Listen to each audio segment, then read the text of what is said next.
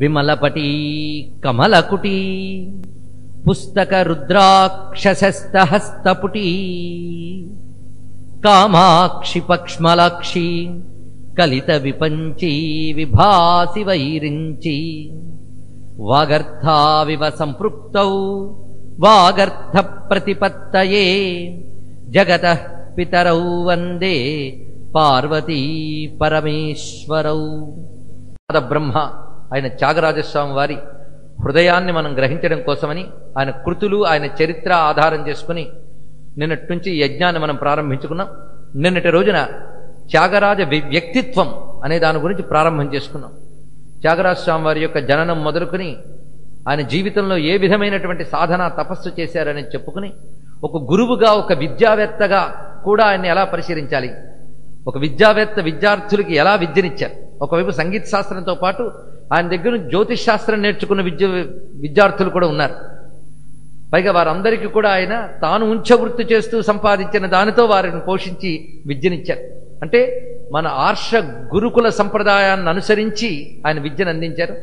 రెండో వైపు ఆయన విద్యను ఎలా ఆర్జించారు అని ప్రశ్నించుకుంటే తాను సంగీత విద్యని భౌతికంగా మహాత్ములను గురువుల దగ్గర నేర్చుకోవడమే కాకుండా నారదోపాస్తి మంత్రాన్ని సిద్ధింపజేసుకుని నారద మహర్షి యొక్క అనుగ్రహాన్ని పొందారు. ఆయన నారదుని చూడాలని తప్పించి నారదుని దర్శనం లభించాక ఆ స్వరార్ణవ గ్రంథాన్ని కూడా సంపాదించి అటు తర్వాత ఆయన ఇదంతా ఎందుకయ్యా అంటే ఆ సంగీత విద్య నేర్చుకుని జగత్తును ఆకర్షించడం కోసం కాదు, ఆ సంగీత విద్యని నాదోపాసనగా చేసుకుని రామచంద్రమూర్తి యొక్క అనుగ్రహం పొందడం కోసం ఆయన విద్య నేర్చుకోవాలని తపన పడ్డారు.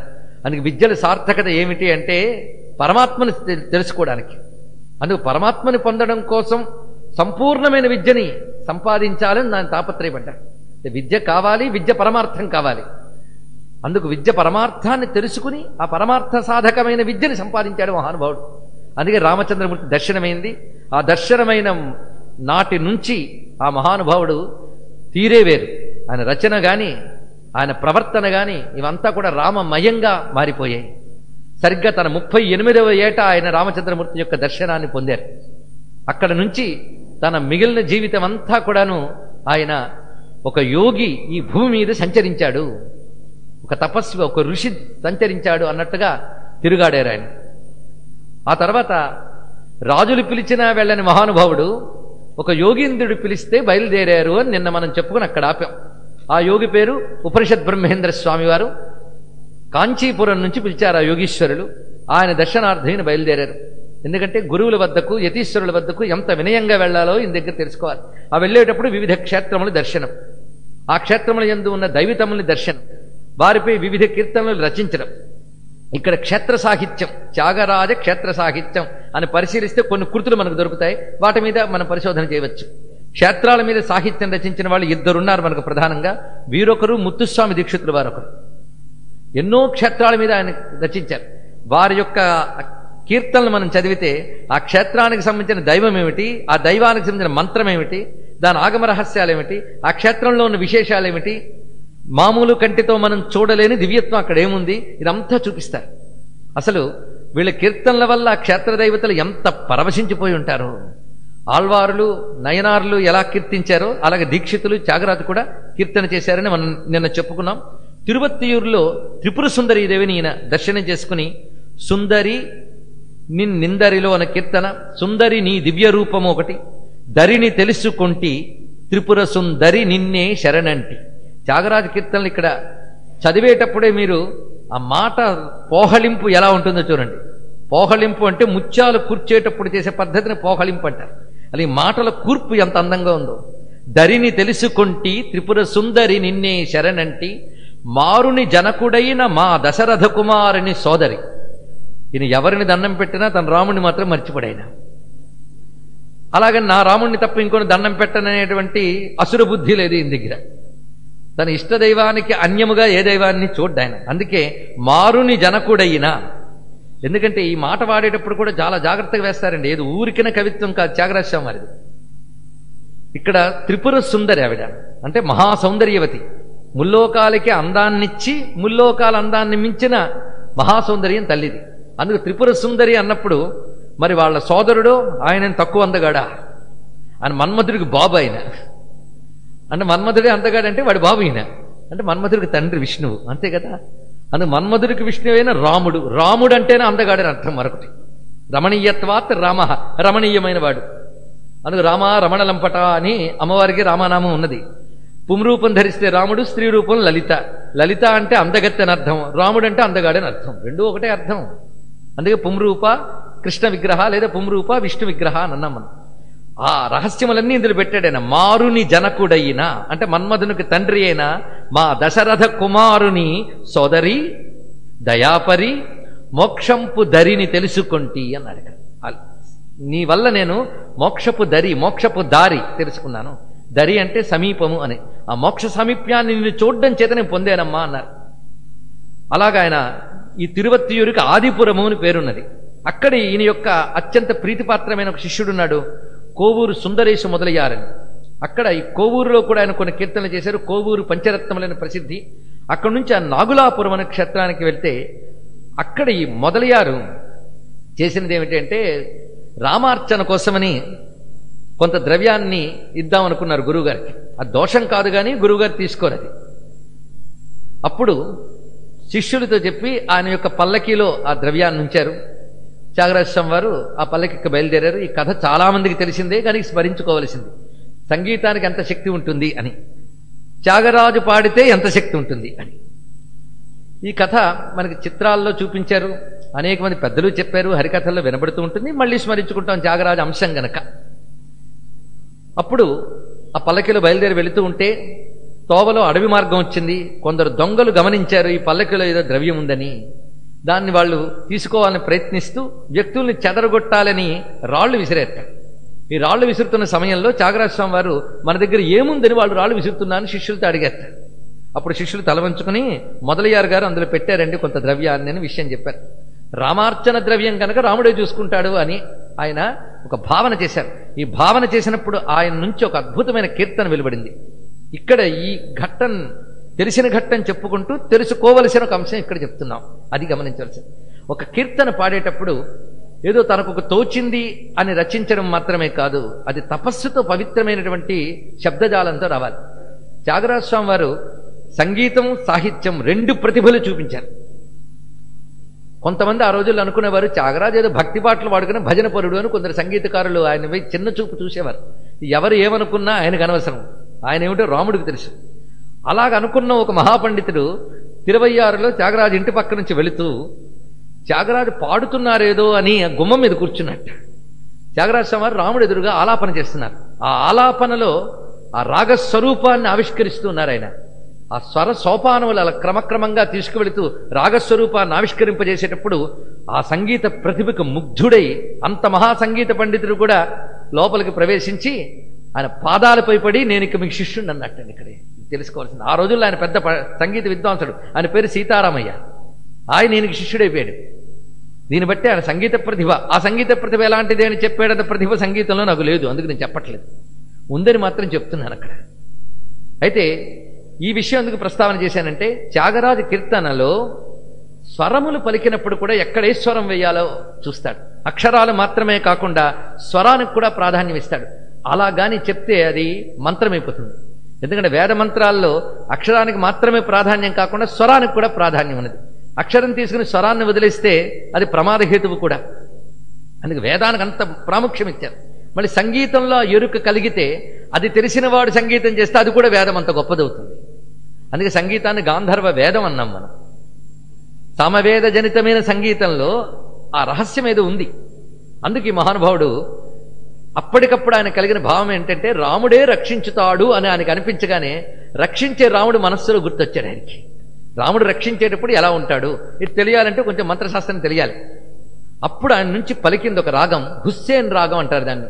హుస్సేన్ రాగం ఇది శౌర్య ప్రధాన రాగం. ఇది శౌర్యానికి సంబంధించింది. ఆ భావానికి తగ్గ రాగం వస్తుంది. వీళ్ళేమో ఆలోచించుకోక్కర్లే, వాళ్ళ అనుభూతి సమాధి స్థితిలోంచి పలుకుతుంది. ఆ స్థితిని సమాధి అని అంటారు. సమాధి స్థితిలోంచి వాళ్ళకి పలికింది అది హుస్సేన్ రాగం, శౌర్య ప్రధాన రాగం. అది దాంట్లో ఆలపిస్తున్నారు. అంటే రామచంద్రమూర్తి శౌర్యమూర్తిగా రావాలి ఆ రాగంతో. శబ్దము వల్ల వచ్చిన స్ఫోటనం, వైబ్రేషన్ లేదా ప్రకంపన, అందులోంచి దేవతామూర్తి ఆవిర్భవిస్తుంది తెలుసుకోవాలి. శబ్దము యొక్క స్ఫోటనము వల్ల ఉద్భవించే చైతన్యమే దేవతారూపం. ఇది అది మంత్రంతో లేదా స్తోత్రంతో మన స్ఫోటనం కలిగించవచ్చు, అద్భుతమైన సంగీతంతో చేయగలగాలి. అది చేశాడు ఈ మహానుభావుడు. దానికి తగ్గ రాగం తీసుకున్నాడు. రాగం తీసుకుంటే అయిపోయిందా, అక్షరాలు ఎలా వేయాలి, భావం ఎలా వేయాలి. మనకు పంచభూతాల్లో శౌర్యం బాగా చూపించే భూతం అగ్ని, ప్రతాపము దాని దగ్గర ప్రతాపము కదా, అగ్నికే ఉంది అది ప్రతాపం. అందుకు ప్రతాప స్వరూపమైన అగ్ని యొక్క బీజాన్ని తీసుకున్నాడు ఆయన. అది తీసుకున్నప్పుడు మళ్ళీ అగ్ని బీజం పెడితే పక్కన వెంటనే చంద్రబీజం పెడితే అది బ్యాలెన్స్ అయిపోతుంది. అందుకే రా అనగానే వెంటనే మా అంటే బ్యాలెన్స్ అయిపోతుంది. అగ్ని మా చంద్రబీజం, రా అగ్నిబీజం, ఈ రెండు బ్యాలెన్స్ అయిపోతాయి కనుక రామా చేస్తే మనకి మన దోషాలు దహనం చేస్తుంది, శాంతిని ఇస్తుంది రెండు. అందుకే మకారం రానివ్వలేదు వెంటనే ఆయన జాగ్రత్తగా, తీవ్రతే చూపించాడు. మకారం రానివ్వకుండా ఎలా తీసుకొచ్చారు చూడండి. రఘువీర రణధీర రాజకుమార. రా అనేది అగ్నిబీజం అండి, అది ప్రతాప సూచకం. అది తీసుకున్నాడు. ఆ తీసేటప్పుడు కూడా శౌర్యమూర్తిని ఆవిష్కరిస్తున్నాడు. రఘువీర, అంతేగాని సీతాపతే అనలేదు. మళ్ళీ అక్కడ వస్తే మళ్ళీ సౌమ్యుడైపోతాడు ఆయన. రఘువీర రణధీర, అన్ని శౌర్య స్వరూపము అంతే. రణధీరుడు ర రెండు వైపులో వచ్చింది. రఘువీర రణధీర రాజకుమార, ఇంత రకారం.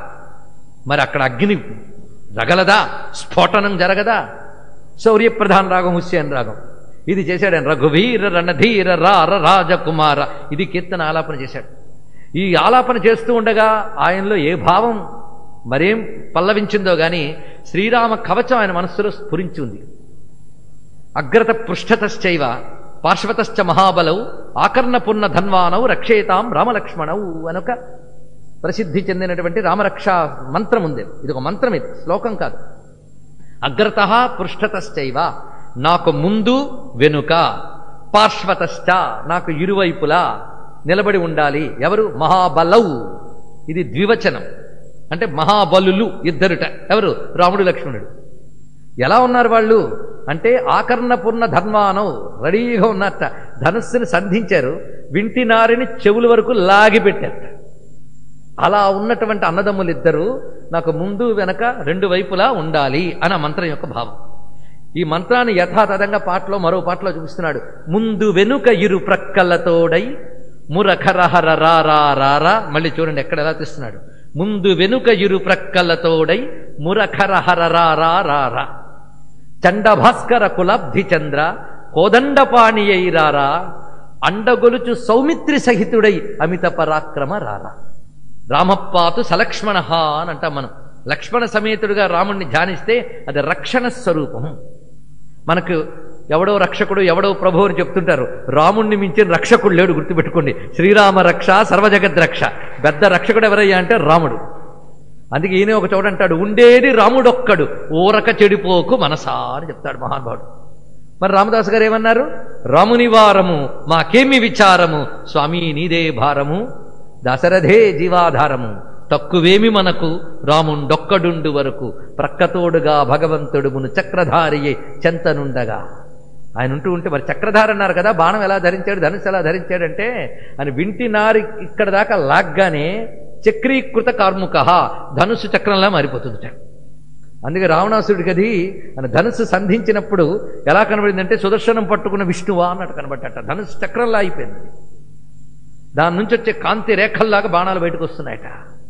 ఆ విధమైనటువంటి ఆ రామచంద్రమూర్తిని తలంచుకున్నాడు. తలంచుకుంటూ వచ్చాడు ఆయన, రక్షించాడు. ఎవరిని శిక్షించాలో వాళ్ళకి కనబడ్డట. సరిగ్గా ఈయన ప్రాతకాలంకి కావేరీ నది తీరానికి వెళ్ళేటప్పుడు అనుకుంటున్నాడు, ఆ కీర్తన పాడాను, పడుతున్న రాళ్లు వర్షం ఆగిపోయింది, రాముడు రక్షించాడు అనుకుంటున్నాడు ఈయన. ఈ లోపల ఇద్దరు దొంగలు వచ్చి కాళ్ళ మీద పడ్డట. మహానుభావ, మేము రాళ్లు వేసిన మాట నిజమే, అయితే ఆ సమయంలో ఏదో పాట మీరు పల్లకీలోంచి పాడుతూ ఉండగా ఇద్దరు కనబడ్డారయ్యా, రాజకుమారులు ధనుర్బాణాలు ధరించి. వాళ్ళని చూస్తూ ఉంటే వాళ్ళు మా మీద బాణాలు వేయలేదు, ఏం వేయలేదు, కానీ వాళ్ళని చూస్తుంటే మాకు రాళ్లు వేసి బుద్ధి పోయింది అన్నారు. ఇక్కడ మళ్ళీ ఆలోచించవలసింది ఏంటంటే మళ్ళీ మనకు వాల్మీకి గుర్తొస్తాడు. రామమేవాను పశ్యంతః నాభ్యహింసన్ పరస్పరం అన్నాడు. ఇక్కడ అయోధ్యలో ఎప్పుడు రాముణ్ణే చూడడం చేత ఒకరినొకరు హింసించుకోవడం లేదు అన్నారు. అంటే రాముణ్ణి ఎప్పుడు చూస్తూ ఉంటే హింసా ప్రవృత్తి పోతుంది మనకి. ఇక్కడ ఆయన చూస్తే హింసించాలని బుద్ధి పుట్టదు, అసురు బుద్ధులు నశిస్తాయని అర్థం. అందుకే మనకి ప్రస్తుతం ప్రపంచంలో చెలరేగిన హింసావాదం పోవాలంటే రాముణ్ణి ఎప్పుడు చూడాలి. అంటే ఆ రోజుల్లో అయోధ్యలో అయితే చూశారు కానీ ఇప్పుడు మాకు ఎలాగా అంటే రాముణ్ణి చూడడం అంటే రాముణ్ణి తలంచుకోవడం, రాముణ్ణి గానం చేయడం, రామనామస్మరణ చేయడం, రామాయణం చదువుకోవడం, ఇవి చేస్తే మనం రాముణ్ణి చూసినట్లే. అందుకు ఊరూరా వీధి వీధి ఇంటింట రామకథాగానం, రామధ్యానం, రామనామస్మరణ జరిగితే హింస పోతుంది. ఇది మనం తెలుసుకోవచ్చు. హింసావాదానికి ముందు రాముడు, వాళ్ళకే ఆ బుద్ధి పోయింది. అంతేకాదు, సరే ఏడిచింది నేను కనిపించింది మీకా అన్నట్ట మహానుభుడు ఎంత ఏడ్చుంటాడు. ఆయనకు రాముణ్ణి చూడాలని ఎంత తపనండి. రాముణ్ణి చూడలేకపోతే ఈ కన్నులు ఎందుకు అంటాడు, ఒక చోట వస్తాయి అవన్నీ కూడా.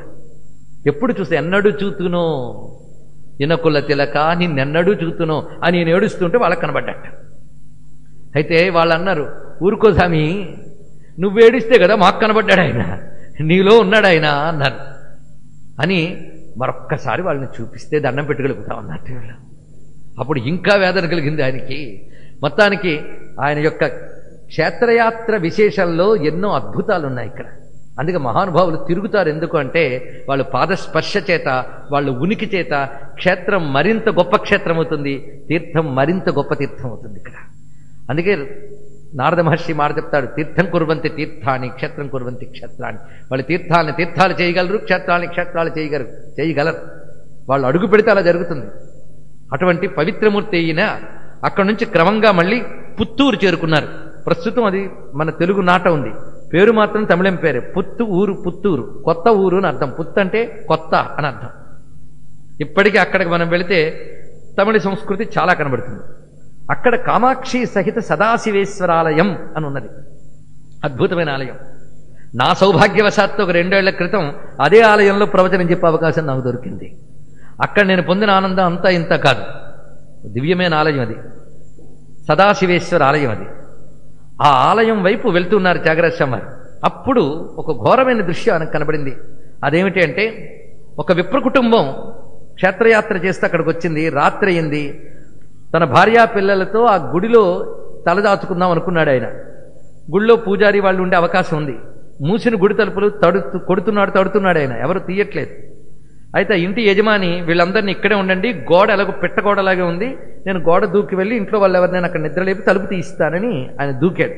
ఆ దూకినప్పుడు అక్కడే ఉన్నటువంటి బావిలో పడి మరణించాడు అతను. ఆ శబ్దానికి ఈమె గుండెలు బాదుకుంది. అందరూ తలుపులు తెరిచారు, అతడి శవాన్ని బయటకు తీశారు. అందరూ దుఃఖితులై ఉన్నారు. ఆ సమయంలో త్యాగరాజస్వామి వారు అటునుంచి వెళుతూ ఉన్నారు. ఆ వెళుతూ ఉండగా ఆశ్చర్యకరంగా ఆయన ముందుకు వచ్చి ఏడ్చింది ఆమె. ఎందుకంటే ఆయన తేజస్సు అదంతా చూస్తూ అందరూ గొప్పవారని చెప్పి దండం పెడుతూ ఉంటే దుఃఖంలో ఏమనిపిస్తుందంటే, ఏ మహాత్ముడైనా సరే తన మహిమ చూపించి బాగు చేస్తాడేమో అని ఆశ. ఈయన మరణించాడు అన్న నమ్మకం ఆవిడికి కలగట్లేదు. నిజానికి యోగి కానీ లేదా పరకాయ ప్రవేశాది విద్యలు తెలిసినటువంటి వాడి కానీ శరీరం నశించిపోయిన తర్వాత చిట్ట చివరి వాయువు ఒకటి ఉంటుంది, ధనంజయ వాయువు అని. ఆ ధనంజయ వాయువు పోయే వరకు కూడాను ఇంకేదైనా శక్తితో తిరిగి బ్రతికించవచ్చు. చిట్ట చివరి వాయువు అది, అందరినీ పంపించి తర్వాత అది పోతుంది. ఆ ధనంజయ వాయువు ఏదో ఉంటేనే కొన్ని మహిమలు చేయగలం. ఇక్కడ అది ఉందేమో మనకు తెలియదు. మొత్తానికి చూడ్డానికి మాత్రం అతను మృతుడు వలే ఉన్నాడు. త్యాగరాజస్వామి వారిని ఆమె ఆశ్రయించి, నా భర్త పోయాడు, ఈ దుఃఖం నుంచి మీరు బయట పెట్టండి అని ఏడుస్తూ ఉంటే త్యాగరాజస్వామి వారు తిన్నగా పరమేశ్వరుడి ముందు కూర్చున్నారు వెళ్ళి. ఆయన భావం ఎలా వెళ్ళి ఉంటుందో మనం ఊహించాలి. ఇక్కడ ఇంతవరకు ఉన్న శరీరం ఇప్పుడుంది, ఏది పోవడం వల్ల అది పోయిందని చెప్పాము. ఇది ఆలోచించాడు ఆయన. ప్రాణమా, ప్రాణానికి కూడా ఆధారమైనది ఏదో ఉంది ఇక్కడ. మన శరీరానికి ప్రాణం ఆధారమైతే ప్రాణస్య ప్రాణ, ప్రాణానికి కూడా ప్రాణమైనది ఎవడు ఉన్నారు. ఎవడు? ఈశాన ప్రాణద ప్రాణో జ్యేష్ఠ శ్రేష్ఠ ప్రజాపతి. ప్రాణాలకు కూడా ప్రాణమైన వాడు ఉన్నాడు, వాడు మహాప్రాణం. వాడి గురించి ఉపనిషత్తు చెప్తోంది, శ్రోత్రస్య శ్రోత్రం మనసో మనో యద్వాచోహ వాచం తహు ప్రాణస్య ప్రాణ. ఉపనిషత్ మంత్రం ఇది. అదేవిధంగా చక్షుషశ్చ చక్షు అతిముచ్యధీరా ప్రేత్యాస్మాల్లోకాదమృతా భవంతి. ఇది శ్వేతాశ్వతర ఉపనిషత్తులోని మంత్రం ఇది. ఈ మంత్రంలో కంటికి కన్ను, చెవికి చెవి, ప్రాణానికి ప్రాణము అయిన వాడెవడో వాడే పరమాత్మ. ఇది నిర్వచనం అంత గొప్పగా చెప్పింది ఉపనిషత్తు. మన కన్ను చూడగలుగుతోంది అంటే ఆ చూసే శక్తి ఎవడు, వినగలుగుతోందంటే వినే శక్తి ఎవడు. ఇది ఆలోచిస్తే వాడే ప్రాణాలకు కూడా ఆధారమైనటువంటి వాడు. ఆ పరమాత్మ వైపు దృష్టిని పెట్టి ఎవడు ధ్యానిస్తాడో వాడు అమృతత్వాన్ని పొందుతున్నాడు అని ఉపనిషత్తు మాట చక్కగా చెప్పింది ఇక్కడ. ఈ మహానుభావుడు తక్కువేం కాదు. ఇవాళ ఎవరో అన్నారు త్యాగరాజ కీర్తనలన్నీ జ్ఞానంతో డ్రైగా ఉంటాయండి, మిగిలిన వాళ్ళు భక్తితో ఆర్ద్రంగా ఉంటాయని. తెలివి తక్కువ తరం అంటారు దీన్ని, గుర్తుపెట్టుకుని. వాళ్ళకి ఇది లేదు అది లేదనమాట. వాళ్ళకి ఏది చేత కాదో దాన్ని దేనికి పనికిరాదు అనుకుంటే తృప్తి. అది నక్క బుద్ధి అంటారు దాన్ని. అందని ద్రాక్ష పళ్ళు పుల్లన అంటారు కదా. తమకు అర్థం కాకపోతే దానికి తత్వం అని పేరు పెట్టి పక్క తోసేస్తారు. అంతేగాని మేము ఇంకా ఎక్కడున్నాం, ఎక్కడ ఎదగాలని తత్వస్పృహ లేని వాడు యుగం లేదు పరం లేదు, వాడికి గుర్తుపెట్టుకోండి. అందులో త్యాగరాజ స్వామి వారంటే పైపైన అనుకున్నారా? మహాత్ముని గురించి చెప్పేటప్పుడు ఏ భక్తుడైనా అంతేనండి. భక్తి అనే ధాతు ఉంటే దాని స్వరూపం అదే. త్యాగరాజుని మించిన ఆర్ద్రత ఇంకెక్కడ ఉండదు. ఉంటుందనుకోవడం భ్రాంతి మాత్రం.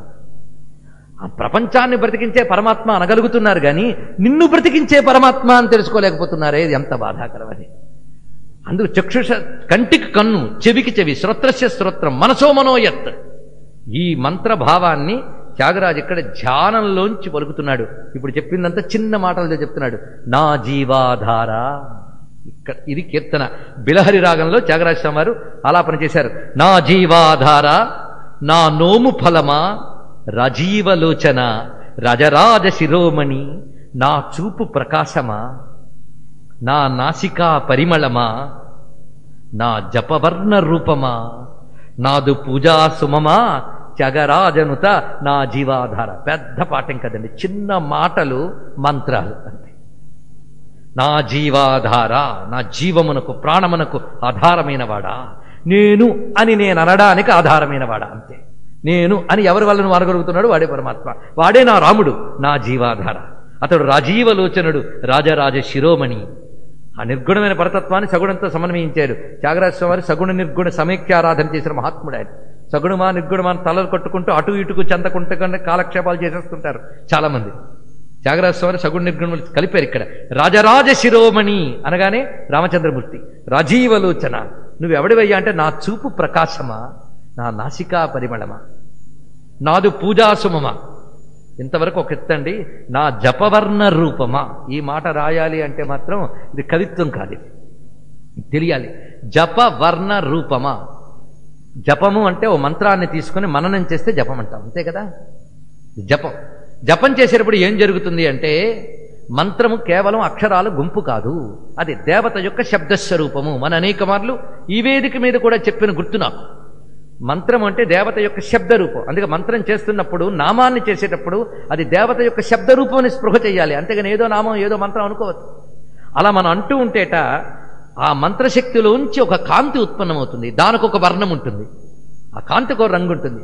ఆ మంత్రంలో ఒక భావం ఉంటుంది, ఆ భావానికి ఒక వర్ణం ఉంటుంది. ప్రతి భావానికి ఒక రంగు ఉంటుంది. తెలుపు ఒక భావాన్ని చెప్తుంది, ఎరుపు ఒక భావాన్ని చెప్తుంది, నలుపు ఒక భావాన్ని చెప్తుంది. ఎరుపులో కూడా పూర్తి రెడ్డిష్ ఒక భావాన్ని చెప్తే లేత ఎరుపు మరొక భావాన్ని చెప్తుంది. మన లోకంలో కూడా తెలుస్తూ ఉంటుంది దీని కలర్. అలా చెప్తాం మన క్రోమోథెరపీ ఇత్యాదులని దాన్ని ఆధారం చేసుకుని వచ్చాయి. అయితే ఇక్కడ మనం చేసే జపం నుంచి కూడా ఒక దివ్యమైన వర్ణం వస్తుందట, రంగు వస్తుందట. వర్ణము అంటే రెండు అర్థాలు ఉన్నాయి కదా, అక్షరము రంగు. కనుక నా జప వర్ణ అనడంలో నేను జపించేటప్పుడు ఆ మంత్రము యొక్క వర్ణముల్లోంచి ఉత్పన్నమైన వర్ణము ఒక రూపం ధరించితే అది నువ్వేనయ్యా రామా అన్నాడు. ఇక్కడ విశేషం.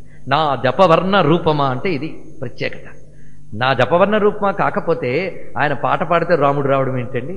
ఆ పాటలో మంత్రాక్షరాలు వచ్చే గనక రాముడు అందులోంచి ఉద్భవించాడు. అందుకే ఎప్పుడు జపం చేసినా మీరు జపం చేస్తున్న దేవత మీ దగ్గరే ఉంది అని స్పృహలో ఉంటే చాలు. అక్కడ భావించమని నేను చెప్పట్లేదు, స్పృహలో ఉన్నమని చెప్తున్నాను. ఉంటుంది అది అక్కడ. మంత్ర చైతన్యమే దేవత అనే నిర్వచనం మన అనేక మంది చెప్పుకున్నాం. ఆ రహస్యం తెలుసు, లేకపోతే ఉపాసకుడు ఎలా అవుతాడు? నాదు జపవర్ణ రూపమా అని. అంతేకాదు ఆ విధంగా మంత్రమయమైనటువంటి శరీరంలో వాడు మాట్లాడే మాట, వాడి ఊపిరి, వాడి చూపు అన్నీ కూడా దేవత అయిపోతున్నాయి. అది మంత్రసిద్ధుడైనప్పుడు. అందుకే మంత్రసిద్ధుడైన మహాత్ముడి నుంచి వాడి చూపులోంచి ఆ దేవత చూస్తుంది, వాడి మాటలోంచి ఆ దేవత మాట్లాడుతుంది. తెలుసుకోవాలి. అందుకే ఇక్కడ ఈయన కీర్తనలోంచి నా జపవర్ణ రూపమా, నా చూపు ప్రకాశమా, నా నాసికా పరిమళమా, నాదు పూజాసుమమా అని ఎప్పుడైతే ఈయన ఆలాపన చేశారో ఆ బిలహరి రాగంలో ఏ స్వరాలు, ఏ ఆలాపన, ఏ అక్షరాలు మేళనమై అది రామమూర్తిని ఆవిష్కరించిందో గాని మరణించినటువంటి వాడు లేచి కూర్చున్నాడు ఇక్కడ. అందుకే నాదోపాసన అంటే సామాన్యమైన విషయం కాదు. రాగాలకి రోగాలు ఎలా పోతాయంటే ఉపాసన బలం ఉంటే పోతాయి అంతే. ఊరికి అదే రాగం ఇంకోటి పడితే పోదు. ఈ నాదోపాసన అంటే ఏమిటో ప్రత్యేకమైన ఒక అధ్యాయం వస్తుంది, అక్కడ మనం చెప్పుకుందాం ఏ విధంగా చేశారు త్యాగరాజు నాదోపాసన అనేది. ఈ విధంగా ఉపనిషద్భావాన్ని చూపిస్తూ ఆయన రామచంద్రమూర్తిని తన యందు ఉన్న ప్రాణశక్తికి కూడా ఆధారమైన ఆత్మశక్తిగా భావన చేసి అనుసంధానం చేయడం చేత తన యందు భగవంతుడిని చూడగలిగితే అన్నిటా భగవంతుడిని చూడగలడు, చూపించగలడు. ఇది చూడండి, తన యందు చూడగలిగితే అన్నిటా చూడగలడు, చూపించగలడు. తనలో చూడలేకపోతే వాడు చూడలేడు, ఎక్కడో చూపించలేడు. తన యందు నా చూపు ప్రకాశమా, నా నాసికా పరిమళమా అని తన యందు రాముణ్ణి ఆవిష్కరించుకుని ఆత్మారాముని దర్శించినటువంటి మహాత్ముడు గనక అతడిలో కూడా ఆత్మ చైతన్యాన్ని జాగృతి చేయించగలిగాడు మహాత్ముడు.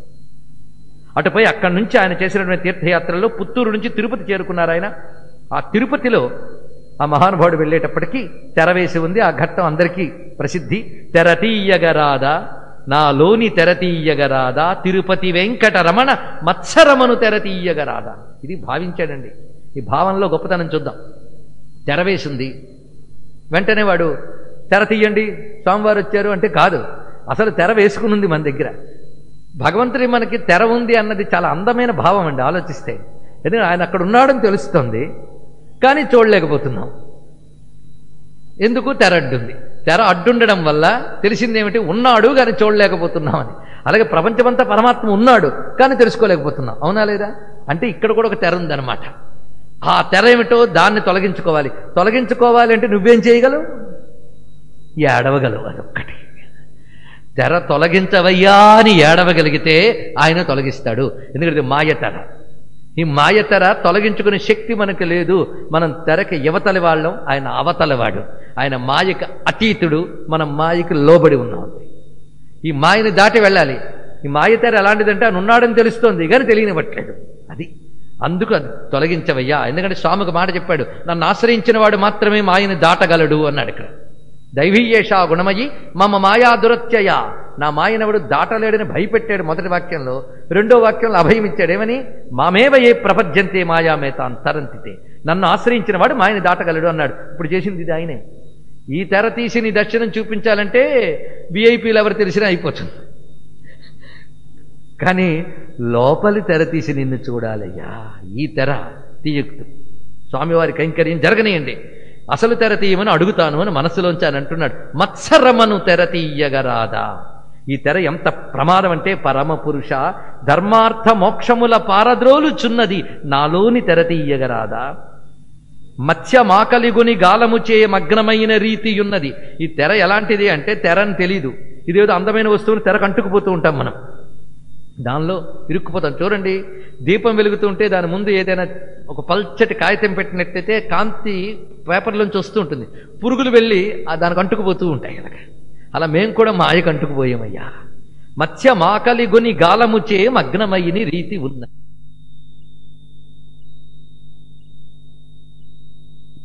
వాగురమని తెలియక మృగగణములు వచ్చి తగులు రీతినున్నది.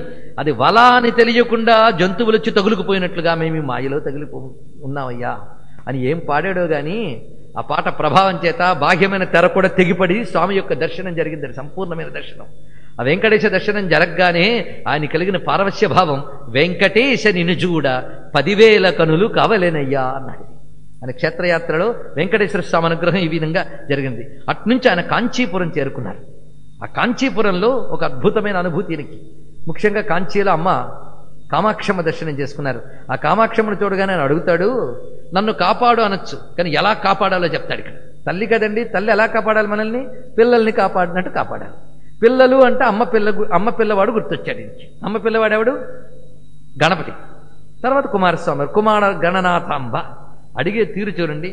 వినాయకుని వలెను బ్రోవవే నిన్ను వినా వేల్పులెవరమ్మా అన్నారు. ఆ మాటే వినాయకుని వలెను బ్రోవవే. మొట్టమొదటి గణపతిని ఎంత ఆదరిస్తావో నన్ను అంత ఆదరించమ్మా. నిన్ను వినా వేల్పులెవరమ్మా. వినా శబ్దంతో ఆయన చూపించిన సౌందర్యం ఇలాంటివి ఎన్ని కనబడతాయి త్యాగరాజ కీర్తనలో. కొల్లలు పోతన గారు ఎలాగైతే అంత్యప్రాసలు అనుప్రాసలు వీటితో సౌందర్యాన్ని ఆవిష్కరించారో పద్యాలలో, త్యాగరాజుల వారు కీర్తనల్లో అలా ఆవిష్కరించారు ఇక్కడ. అందుకే ఆయన పాటలు పాడితే అందం, సందేహం లేదు, కానీ చదవడం తెలిస్తే తీయగా ఉంటుంది. అందుకే వినాయకుని వలెను బ్రోవవే నిన్ను వినా వేల్పులెవరమ్మా అని కీర్తనలో మళ్ళీ చిట్ట చివరికి రామ సహోదరి రాజరాజేశ్వరి అంటారు. మళ్ళీ అక్కడ కూడా రాముడి సోదరి ఓ రాజరాజేశ్వరి వినాయకుని వలెను బ్రోవవే. ఇంకా అక్కడ నుంచి వరదరాజస్వామిని చూశాడు ఆయన. వరదరాజ నిన్ను కోరి వచ్చి తీరా మ్రొక్కేరా. ఆ చిన్న గుట్ట మీద ఉంటుంది వరదరస్వామి ఆలయం. వరగిరి వైకుంఠమట వర్ణింప తరము కాదట, నిర్జరులను తారకలలో చంద్రుని వలి మరయుదువట. దేవతలందరూ నక్షత్రాల్లో ఉంటే తమరు చంద్రుల్లో ఉంటారన్నారు. ఇక్కడ నక్షత్రాల మధ్యలో చంద్రుడిదే ప్రకాశం ఎక్కువ. అందుకు దేవతలు నీ ముందు తారలు, నువ్వు చంద్రుడివి. రామచంద్రుడే వరద రాజేశ్వరుడు. అక్కడ ఆ విధంగా ఉన్నాడు వరదరాజు. అందుకే నిర్జరులు అంటే దేవతలు, నిర్జరులను తారకలలో చంద్రుని వలె మెరయుదువట. వర త్యాగరాజ వినుత గరుడ సేవ చూడ వరదరాజ నిన్ను కోరి వచ్చితిరా అని. అంతేకాదు అక్కడ ఒక కీర్తన అందంగా మరొకటి ఉంటుంది. వరద నవనీతాశ పాహి వర దానవ మదనాశ ఏహి అన్నారు. ఇక్కడ సంస్కృత కీర్తన ఇది, త్యాగరాజ స్వామి. ఇందులో ప్రతిభ చూడండి ఎంత బాగున్నదో. సాహిత్యం మీద రుచి కలిగిన సహృదులు ఎవరైనా ఉంటే పరవశిస్తారు. ఇది కాకినాడలో వాళ్ళకు కొదువు లేదని నాకు తెలుసు, అందుకే చెప్తున్నాను. వరద నవనీతాశ పాహి, ఓ వరద నవనీతముపై ఆశ కలిగిన కృష్ణా పాహి అన్నారు. వరద నవనీత అన్నాడు కదా, ఇక్కడ వరదానవ, ఆ వరద నవ అక్కడ విడదీసి ఇక్కడ కలిపాడు. వరదానవ మదనాశ పాహి, దానవ మదాన్ని పోగొట్టిన కృష్ణ, వెన్నముద్దలు తినే బాలకృష్ణ, రాక్షస సంహారం చేసే వీరకృష్ణ, వరదరాజా నన్ను రక్షించు. ఆ వరద అనే మాటను తీసుకుని ఎన్ని అద్భుతాలు చేశాడు చూడండి ఇక్కడ. ఆ తర్వాత ఆయన శ్రీరంగం చేరారు. శ్రీరంగస్వామి మీద వారు రచించిన కీర్తనలు మనకు తెలిసలేదు కానీ చాలా ప్రసిద్ధి చెందిపోయాయి. ఒకటి రాజు వెడలే జూతాము రారే. ఈ రాజు వెడలే అనేటువంటి మాట ఆయన కీర్తనల నుంచే వచ్చింది. రాజు వెడలే జూతాము రారే, కస్తూరి రంగరాజు వెడలే జూతాము రారే. పైగా ఆయన పిలవడం ఉంటుంది ప్రేమగా, ఓ రంగసాయి పిలిచితే ఓయనుచు రారాదా. ఇదొక కీర్తన. ఇలాగా ప్రత్యేకించి కస్తూరి రంగస్వామి శ్రీరంగనాథుడిపై కూడా కృతులు రచించారు. ఇలాగా క్షేత్ర సాహిత్యంలో కొన్ని చెప్పుకున్నాం. ఇంకా తిరువారూరు, తంజావూరు ఇత్యాదుల చేత రచించినటువంటి కూడా చెప్పుకున్నాం. మరొక ప్రత్యేకత ఏంటంటే ఆయన అమ్మవారు ధర్మ సంవర్ధినిపై చాలా కీర్తనలు రచించారు. ధర్మ సంవర్ధిని అన్నప్పుడు ఆ తల్లి తిరువయ్యారులో ఉన్నటువంటి తల్లి. తిరువయ్యారు అంటే త్యాగరాజస్వామి ఊరు, అది పంచనద క్షేత్రం. అక్కడ ఉన్న అమ్మ ధర్మ సంవర్ధిని. ఈ తల్లిపై కీర్తనలు చాలా రమ్యంగా రచించారు. అమ్మ ధర్మ సంవర్ధిని ఆదుకోవమ్మ మాయమ్మ ధర్మ సంవర్ధిని. ఆ పిలుపు ఉంటుందే, పసిపిల్లాడు పిలిచినట్టు పిలుస్తారండి. అది ఇమ్మహి నీ సరి ఎవరమ్మా, ఇమ్మహి నీ సరి ఎవరమ్మా, శివుని కొమ్మ మాయమ్మ ధర్మ సంవర్ధిని. శివుని కొమ్మ, శివుని యొక్క పత్ని అని. ధాత్రీధర నాయక ప్రియపుత్రి మదనకోటి మంజుల గాత్రి అరుణ నీరజ దళనేత్రి నిరుపమ శుభగాత్రి ధాత్రీధర నాయక ప్రియపుత్రి. ధాత్రీధర నాయక ప్రియపుత్రి అంటే హిమగిరి తనయ అని చెప్పడం. అంబ కంబుకంఠి చారు కదంబ గహన సంచారిణి. అంబ అనే శబ్దాన్ని ఎలా తిప్పాడు చూడండి. అంబ కంబుకంఠి చారు కదంబ గహన సంచారిణి బింబాధరి తటికోటి నిభాభరి దయావారినిధి శంబరారి వైరి ఉర్ఛంకరి కౌమారి. శంబరారి వైరి, శంబరారి అంటే మన్మథుడు, మన్మథుడికి వైరి అంటే ఎవరు? శివుడు. శంబరారి వైరి హృత్, ఆ వైరి యొక్క హృదయం నువ్వు. ఆయన హృదయానికే సౌఖ్యాన్ని ఇచ్చిన దాని హృచ్ఛంకరి కౌమారి స్వరజిత తుంబురు నారద సంగీత మాధుర్యే. ఎందుకంటే నేను సంగీత విద్వాంసుడు కదా, మరి అది లేకపోతే ఎలాగా? ఆ తల్లితో ఏమంటున్నాడంటే, నీ స్వరం ఎంత తీయగా ఉంటుందంటే నీ స్వరం పలకగానే నారదుడు తుంబురుడు వాళ్ళ వీణలు మేడడం మానేస్తారట. ఎందుకు? అంత తీయని సంగీతం విన్నాక ఇంకా మా వీణలు ఎందుకు అని. అందుకే స్వరజిత తుంబురు నారద సంగీత మాధుర్యే.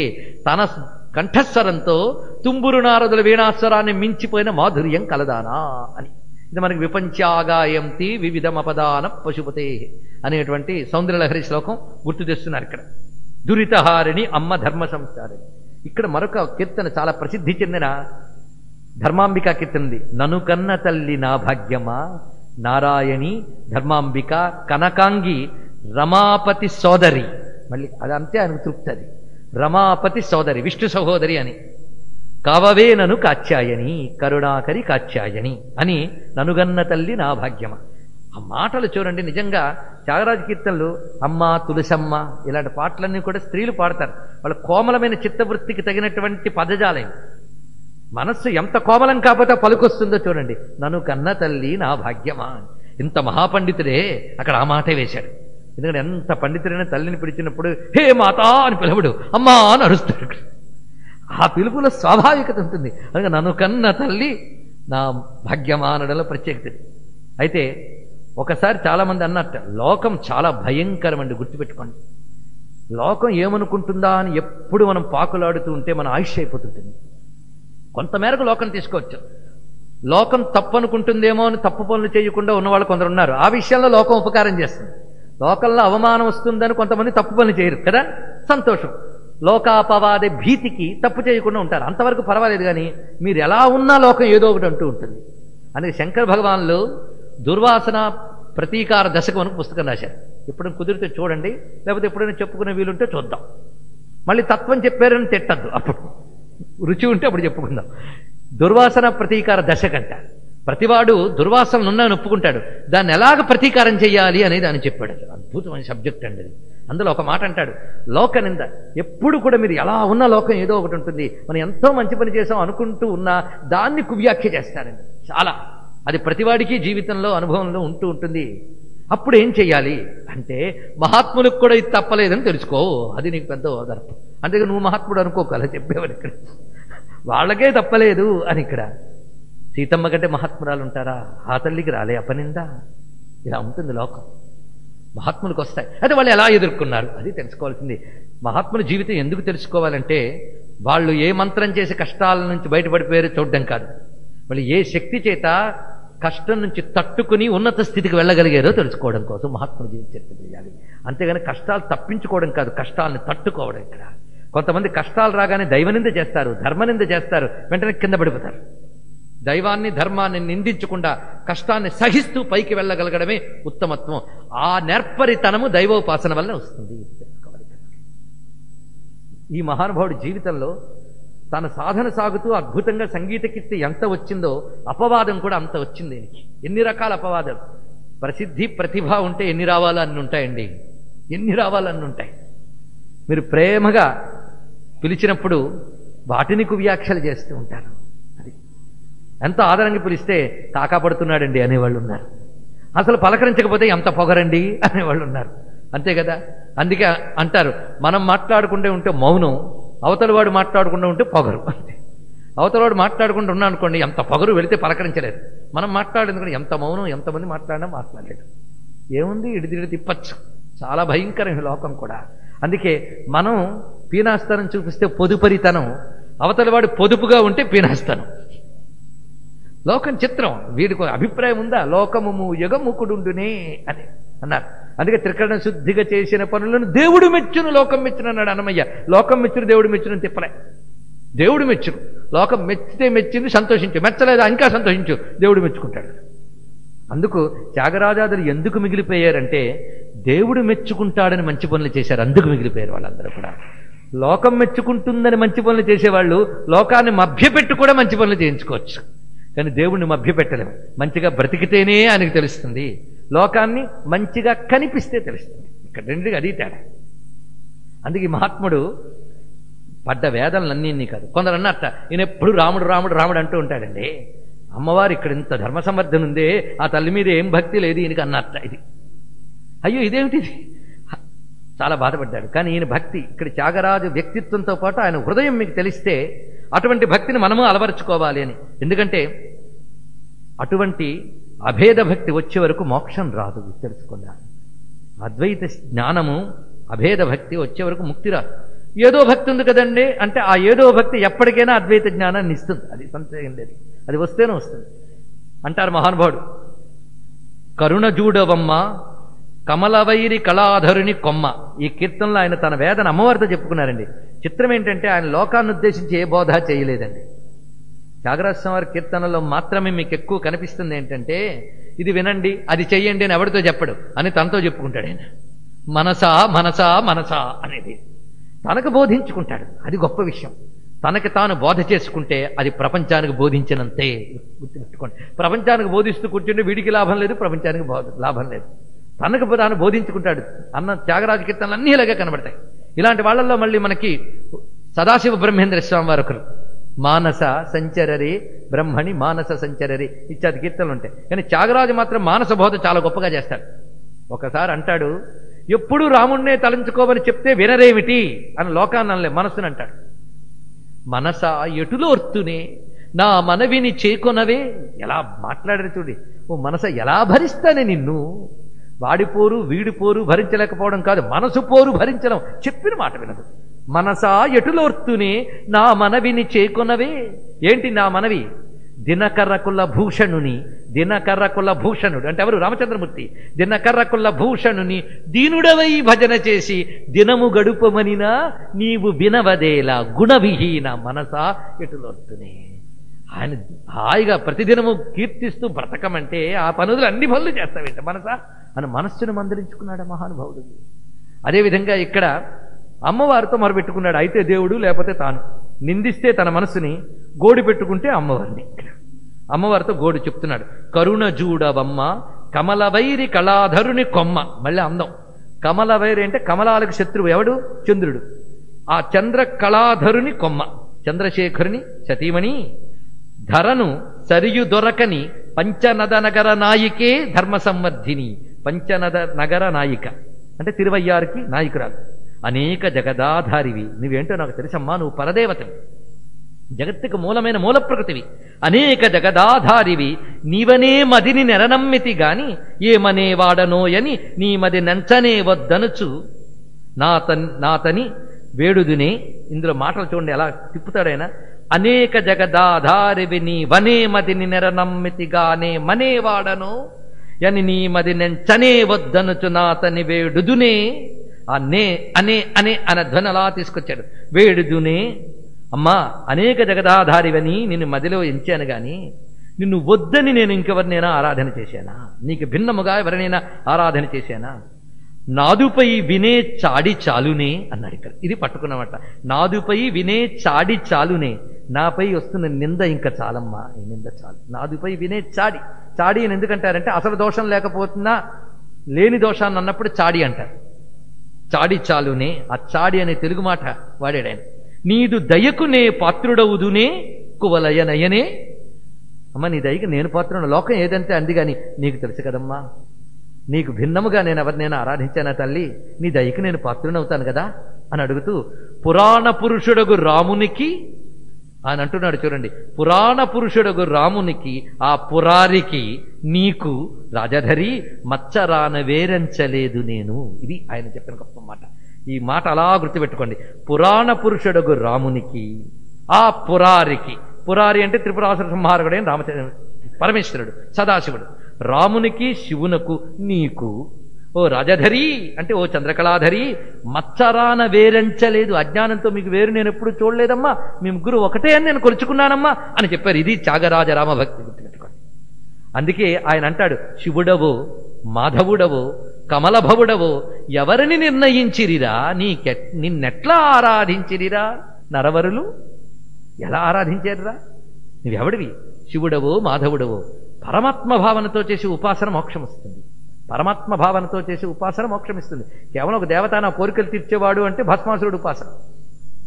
వాడికి శివుడు అంటే తన కోరిక తీర్చేవాడంతే. అయితే నెగిటివ్ కోరిక అడిగాడు కనుక ధర్మబద్ధం కాంది కనుక పతనమైపోయాడు. ధర్మబద్ధంగా కోరుకుంటే పాపం రాదు, పుణ్యం వస్తుంది, అంతవరకు సంతోషం. కానీ కోరికల భక్తిని దాటిపోయినది ఇది తారక భక్తి. ఇది కోరిక భక్తి కాదు, ఇది జ్ఞానభక్తి. జ్ఞానం అంటే పరమాత్మ జ్ఞానం. ఈయన పరమాత్మ సర్వవ్యాపకుడు అని స్పృహ. అది ఉన్నవాడికి భేదం ఉంటుందా? అది. అందుకే ఈ వాక్యం ఆణిముత్యం లాంటి వాక్యం. త్యాగరాజునికి విడవరాదు సతతము కరుణ జూడవమ్మ.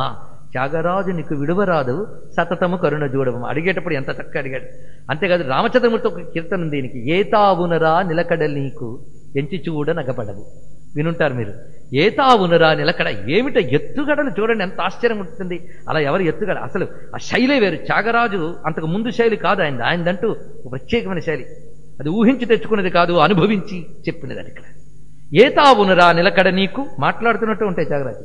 తావు అంటే చోటు కదా. ఏ తావునరా? ఎక్కడుంటావయ్యా నువ్వు అసలు స్థిరంగా చెప్పు నాకు. వెతుక్కోని ప్రయత్నం అన్నమాట ఎక్కడుంటావని. ఏతావునురా నిలకడ నీకు సీతా గౌరీ వాగీశ్వర్యను స్త్రీ రూపములందా. ఎక్కడుంటావు? సీతా గౌరీ వాగీశ్వర్యను స్త్రీ రూపములందా. అక్కడుంటావా? గోవింద మాట ఎంత అందంగా పడుతుంది అక్కడ. సీతా గౌరీ వాగీశ్వర్యను స్త్రీమూర్తుల యందా గోవింద ఏతావునురా నిలకడ నీకు. పల్లవి అది, అనుపల్లవిది. ఇక చరణం. భూకమలార్కానిల నభమంద లోకకోటులంద. తర్వాత మాట భూకమల. కమలం అంటే ఇక్కడ జలం అని అర్థం. కమల శబ్దానికి జలం కూడా అర్థం ఉంది. భూకమల అర్క అనిల నభమంద. భూమి మొదలుగున ఆకాశం వరకు పంచభూతాల్లో ఉంటావా? లేక లోకకోటులందా, ఈ సర్వలోకములందు ఎక్కడున్నావయ్యా నువ్వు? శ్రీకరుడకు త్యాగరాజ కరార్చిత శివ మాధవ బ్రహ్మాదుల యంద ఏతావునురా నిలకడ నీకు. శివ మాధవ బ్రహ్మాదులు ఎక్కడుంటావురా స్వామి, ఎక్కడుంటావురా అని అడగడంలోనే ఇదిగో నేను చెప్పిన వీటన్నిట్లో ఉంటావని చెప్పడం అనమాట. అది ప్రతిపాదన. వీటన్నిట్లో నువ్వు ఉన్నావని చెప్పడం. ఈ విధంగా ఆ మహానుభావుడు చెప్పిన కీర్తనల్లో పంచనదీశ్వరుడిపై చెప్పిన కీర్తన కూడా చెప్పుకుందాం. పంచనదీశ్వరుడు అంటే అక్కడ ఉన్నటువంటి ఈయన ఏ తిరువయ్యారులో రామమంత్ర జపం సిద్ధింపజేసుకున్నాడు. అక్కడ ఈయన రామమంత్ర జపసిద్ధి జరిగిన చోటు శివాలయం. అక్కడ సిద్ధింపు చేసుకున్నాడు ఈయన. అక్కడ రామచంద్రమూర్తి దర్శనం జరిగింది ఈయనకి. ఆ మహానుభావుడిపై రచించిన కీర్తనలు చాలా ఉన్నాయి. ఒక కీర్తనలో అంటాడు స్వామితో, దేవాదిదేవ సదాశివ దిననాథ దిననాథ సుధాకర దహన నయన. దిననాథ అంటే ఎవరు?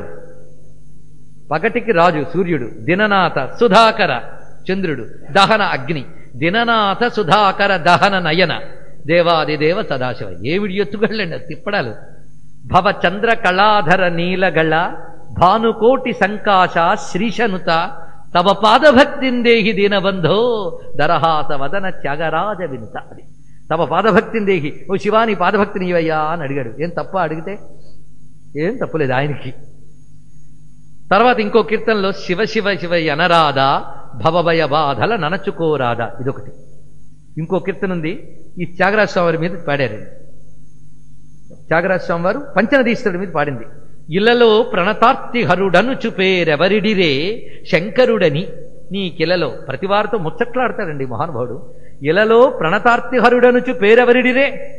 ఎవరయ్యా నీకు దండం పెట్టిన వారు ఆర్తి పోగొడతావని ఎవరన్నారు అంటే పంచనదీశ్వరుడికి మరొక పేరు ప్రణతార్తి హరుడు. ఇదిగో పేరు ప్రణతార్తి హరుడు. ప్రణత అంటే నమస్కరించిన వారు.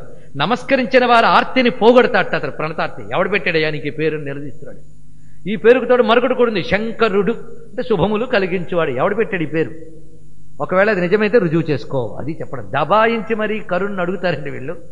అలా అడగనగా చనవు పేరే భక్తి. అందుకే ఇలలో ప్రణతార్తి హరుడు అనుచు పేరెవరిడిరే శంకరుడని నీ కిలలో ఎవరిడిరి పేరు? నేను ఎలా దండం పెడుతున్నానయ్యా నీకు? ఎలాగంటే తలచి కర్రగి చిరకాలము పదమున దండమిడిన నా ఎడ దయలేదే. అడగడం చూడండి, ఎలా దండం పెట్టాను నీకు? ఇంతకాలం దండం పెడుతుంటే నన్ను అనుగ్రహించలేదు. నీకు ప్రణతార్తిని ఎవరిచ్చారే టైట్లు? ఎలా దండం పెట్టాను? ఇలా దండం పెడితే ఇస్తాండి ఆయన. తలచి కరగి చిరకాలము పదముల దండమిడిన.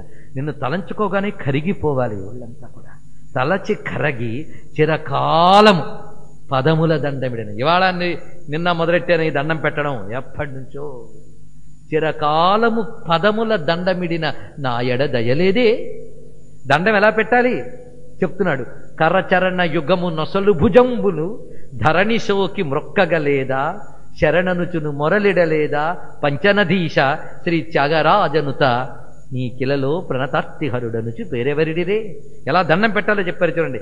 కరచరణ యుగము. కరయుగము చరణయుగము అంటే 2 కాళ్ళు 2 చేతులు. ఇన్నయ్యే 4. కరచరణ యుగము. నొసలు భుజమ్ములు. నొసలు భుజమ్ములు ఇవి ధరణి సోకి మ్రొక్కగలేదా శరణనుచును మొరలిడలేదా. ఇందులో మనస్సు ఇత్యాదులు కలుపుకుంటే మనకి మొత్తం సాష్టాంగ నమస్కారం చెప్పాడు. ఇన్ని రకాలుగా నీకు దండం పెట్టానా అని నమస్కారం అంతా ఈ కీర్తనలో పెట్టాడు. ఒక్కొక్క కీర్తన వ్యాఖ్యానించడం పెద్ద సబ్జెక్టు గుర్తు చేస్తున్నాం. అయితే నేను చిన్న క్విజ్ పెడదాం అనుకున్నాను నిన్నటి నుంచి. కొన్ని ఇప్పటి నుంచే సిద్ధపడండి. మొత్తం పూర్తయ్యేటప్పటికీ ఎన్ని కీర్తనలు నేను ఉటంకించి ఉంటానో నంబర్ చెప్పగలిగిన నేను సంతోషిస్తా. అక్కడికి చెప్పచ్చు. చూద్దాం ఎంతమంది గుర్తుపెట్టుకుంటారు. ఇలలో ప్రణతార్తిహరుడు. కనుక నమస్కారం పెట్టడం అంటే ఏమిటో మహానుభావుడు ఆ శివునిపై ఆ విధంగా రచించాడు. అంతేకాదు ఈయన క్షేత్రయాత్ర చేస్తూ ఉంటే ఒకసారి సుబ్రహ్మణ్య క్షేత్రానికి వెళ్ళేట. ఆయన దండం పెట్టుకుంటూ కళ్ళు తెరిచేపటికి కనబడ్డట్టండి ఆయనకు. ఆశ్చర్యపోయాడు. ఏమిటి స్వామి, నేను అందరి ముందో కనబడి ప్రార్థిస్తే వాళ్ళకు ఎప్పుడో అలవోగ్గా దర్శనమిచ్చారు కానీ తమరు మాత్రం ఇలా అనిస్తే అలా కనబడిపోయారు. పిల్లలంటే అంతే, కాసింతకే తృప్తి పడిపోతారు. అందుకు నీ వంటి దైవమును నేనెందు కాననురా షడాననా అన్నారు ఇక్కడ. ఓ సుబ్రహ్మణ్య, నీలాంటి దేవుడు నేను ఎక్కడ చూడలేదే బాబు. ఎలాంటి దేవుడివి? ఆయన సుబ్రహ్మణ్య స్వామిది పెద్ద కీర్తన రచించారు, కానీ నేను క్లుప్తంగానే కొద్దిగా చెప్తున్నాను. నీ అందం ఎంత అందం చూశాడు కనుక చెప్తున్నాడు. మారకోటులందు గల శృంగారము ఇందుముఖ నీ కొనగోరును బోలునే అన్నాడు. కోటి మన్మధుల దగ్గర పెట్టినప్పటికీ కూడా నీ కొనగోటు ముందు వాళ్ళ అందం సరిపోదయ్యా. నీ పేరు ముత్తుకుమరన్, మురుగన్ అంటే అందగాడు, అంత అందగాడివి నువ్వు, ఆహా అని కీర్తించాడు ఆయన. వరశిఖివాహన అని ఒక కీర్తన మరొకటి ప్రత్యేకించి రచించాడు. కురుషం అనేటువంటి అద్భుతమైన సంస్కృత కీర్తన కూడా సుబ్రహ్మణ్య స్వామి రచించారు. అంటే ఈయన చేత కీర్తింపబడని వాడు లేడు అని చెప్పడం కోసం నేను ప్రస్తావన చేశాను. వైదికమైన సర్వదేవతలు ఈయన చేత కీర్తించబడినారు కనుక తాత్విక దృష్టి కలిగినటువంటి సంపూర్ణమైన జ్ఞానరూపమైన భక్తి. జ్ఞానభక్తి అంటే భగవంతుడిపై ప్రేమ తప్ప మరి ఏదీ లేనిది. ఇదొక్కడు గుర్తుపెట్టుకోండి, తర్వాత ఎప్పుడైనా భక్తి గురించి మాట్లాడుకుందాం. జ్ఞానభక్తి అంటే భగవంతునిపై ప్రేమ తప్ప మరి ఏమీ ఉండదు వాడికి, ఇంకోటి ఉండదు. ఇంకోటి ఉన్నది అంటే జ్ఞానభక్తి కాదనమాట. కానీ జ్ఞానభక్తి అన్నా, ప్రేమభక్తి అన్నా, ఏకభక్తి అన్నా, పరాభక్తి అన్నా ఒక్కటే. ఆ భక్తి త్యాగరాజ స్వామిది. ఎందుకంటే నా ఆదర్శంగా తీసుకున్నది ప్రహ్లాదుడు జ్ఞానభక్తుడు, అది కనబడుతున్నది. ఈ భక్తే గోపికల్లో ప్రేమరూప భక్తి వ్యక్తమైంది. వాళ్ళకి పరమాత్మ తప్ప మరొకటి పట్టదు, తాము కూడా పట్టరు, అది అనమాట. అది ఉత్కృష్టమైన భక్తి. అది ఆ భక్తికి చెందినవాడు గనక ఈ మాటలన్నీ అనగలిగాడు. ఇప్పుడు త్యాగరాజు చేసినటువంటి ఈ భావనల్లో మనం వెళుతూ ఆయన జీవితంలోంచి వెళుతున్నాం గనక త్యాగరాజు గారి కీర్తనలు ఎక్కడ వ్యాప్తి చెందాయంటే మనం దక్షిణాదిలో అనుకుంటాం. కానీ త్యాగరాజు జీవించి ఉన్న కాలంలో రామేశ్వర క్షేత్రానికి గణేశ గిరి భావే అనేటువంటి ఒక మరాఠీ అతను వచ్చాట త్యాగరాజ స్వామి ఇంటికి. ఆయన కాశీక్షేత్రవాసి, ఆయన పండరినాథుని భక్తుడు. చిత్రం చూడండి, మహాత్ములు అలాగే ఉంటారు. పండరినాథుని భక్తుడు, మహారాష్ట్రలో పుట్టాడు కనుక కాశీక్షేత్రంలో నివసిస్తున్నాడు. మహాపండితుడు, హిందుస్థానీలో ఉద్దండు. ఇప్పటికీ మనకు మంచి ఘరానా సంప్రదాయ హిందుస్థానీ, ఘరానా అంటే ఇదేదో మామూలు పదం కాదు, హిందుస్థానీ సంప్రదాయంలో ఘరానా అని ఒక సంప్రదాయం ఉంది. ఇలాంటి సంప్రదాయాలన్నీ కాశీక్షేత్రాలు బాగా ఉన్నాయి. ఇప్పటికీ హిందుస్థానీ సంగీతం నేర్చుకోవడానికి పాశ్చాత్యులు వస్తారు కాశీకి. గొప్ప హిందుస్థానీ సంగీతం ఉంది. మరి ఈశాన సర్వ విద్యానం, విశ్వేశ్వరుడి దగ్గర అన్ని విద్యలు ఉన్నాయి, సంగీత విద్యతో సహా. అక్కడ చెందిన పండితుడు ఇతడు, గణేశ గిరిభావే. ఈయన హిందుస్థానీ పండితుడు. ఈయన రామేశ్వర క్షేత్రం సంపూర్ణ యాత్ర చేద్దామని ఒకసారి వచ్చి రామేశ్వరానికి వస్తూ వెతుక్కుని తిరువయ్యారు వచ్చేస్తాడు త్యాగరాజ స్వామి ఇంటికి. త్యాగరాజ స్వామి వారు మహానుభావుని ఆహ్వానించి ఆతిథ్యమిస్తే, మీరు మా ఇంటికి వచ్చేసానంటే ఆనందంగా ఉంటే నీ కీర్తి తెలిసి వచ్చానయ్యా అని. నా కీర్తి కాశీదాకా పాకిందా ఏమిటి అంటే, కాశీదాకా ఎవరో చెప్పారు కాదు, నేను అద్భుతమైన సంగీతం పాడేవాడు ఎవడా అని ఆలోచిస్తూ ఒకసారి నిద్రపోతూ ఉంటే నాకు రామచంద్రమూర్తి కల్లో కనబడ్డాడు. ఆయన చెప్పినది, ఆయన గణేశగిరి భావి చెప్పంటాడు, భక్తి కలిగినటువంటి కవిత్వం, భక్తి కలిగిన సంగీతం మాత్రమే నన్ను ప్రీతి చెందించగలదు. అలాంటి వాడు ఇప్పుడు భూమి మీద త్యాగరాజ స్వామి వారు ఉన్నారు, వెళ్ళి చూడు అని రాముడు చెప్పాడు, అందుకు నీకోసం వచ్చాను అని ఎప్పుడైతే అన్నారో త్యాగరాజు కనులు ఆర్ద్రములై వర్షించాయి. రామచంద్రమూర్తి నా భక్తుడు అన్నాడే, రాముడు నా దేవుడు అనడం గొప్ప కాదు, రాముడు నా భక్తుడని అనడం గొప్ప. రాముడి చేత నావాడు అనిపించుకున్నాను, ఇంక నా జీవితానికి ఇంకేం కావాలి? రాముడు నా పేరు అన్నాడా అని అడిగేట. నా పేరు రాముడి నోట వచ్చిందా? ఆయన పేరు నా నోట ఎప్పుడు అంటూ ఉంటాను, ఆయన నా పేరు అన్నాడా? ఏది మళ్ళీ చెప్పు. అది చెప్తుంటే ఏడుపు వచ్చింది త్యాగరాజ వారికి. వెంటనే ఎలుగెత్తి ఆలపించట, దశరథి నీ రుణము తీర్ప నా తరమా పరమ పావన రమ దశరథి అసతీర దూరదేశముల ప్రయాసతీర దూరదేశముల. ఆ మాటలు చూడండి, ఆసతీర దూరదేశముల ప్రయాసతీర దూరదేశముల ప్రకాశింపజేసిన రసిక శిరోమణి.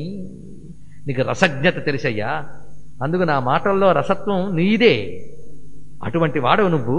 నా ఆశ తీరేటట్లుగా దూరదేశముల్లో ఉన్నవాళ్ళకు కూడా నా పేరు చెప్పేవా? ఏమని చెప్పేవంటే, భక్తి లేని కవి జాలవరేణ్యులు భావమిరుగలేరని కలలోచని.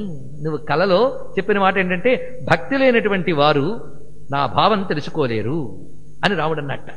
అని భుక్తిముక్తి కల్గులని కీర్తనముల బోధించిన త్యాగరాజార్చిత దశరథే నీ రుణము తీర్ప నాతరమా పరమ పావన రమ.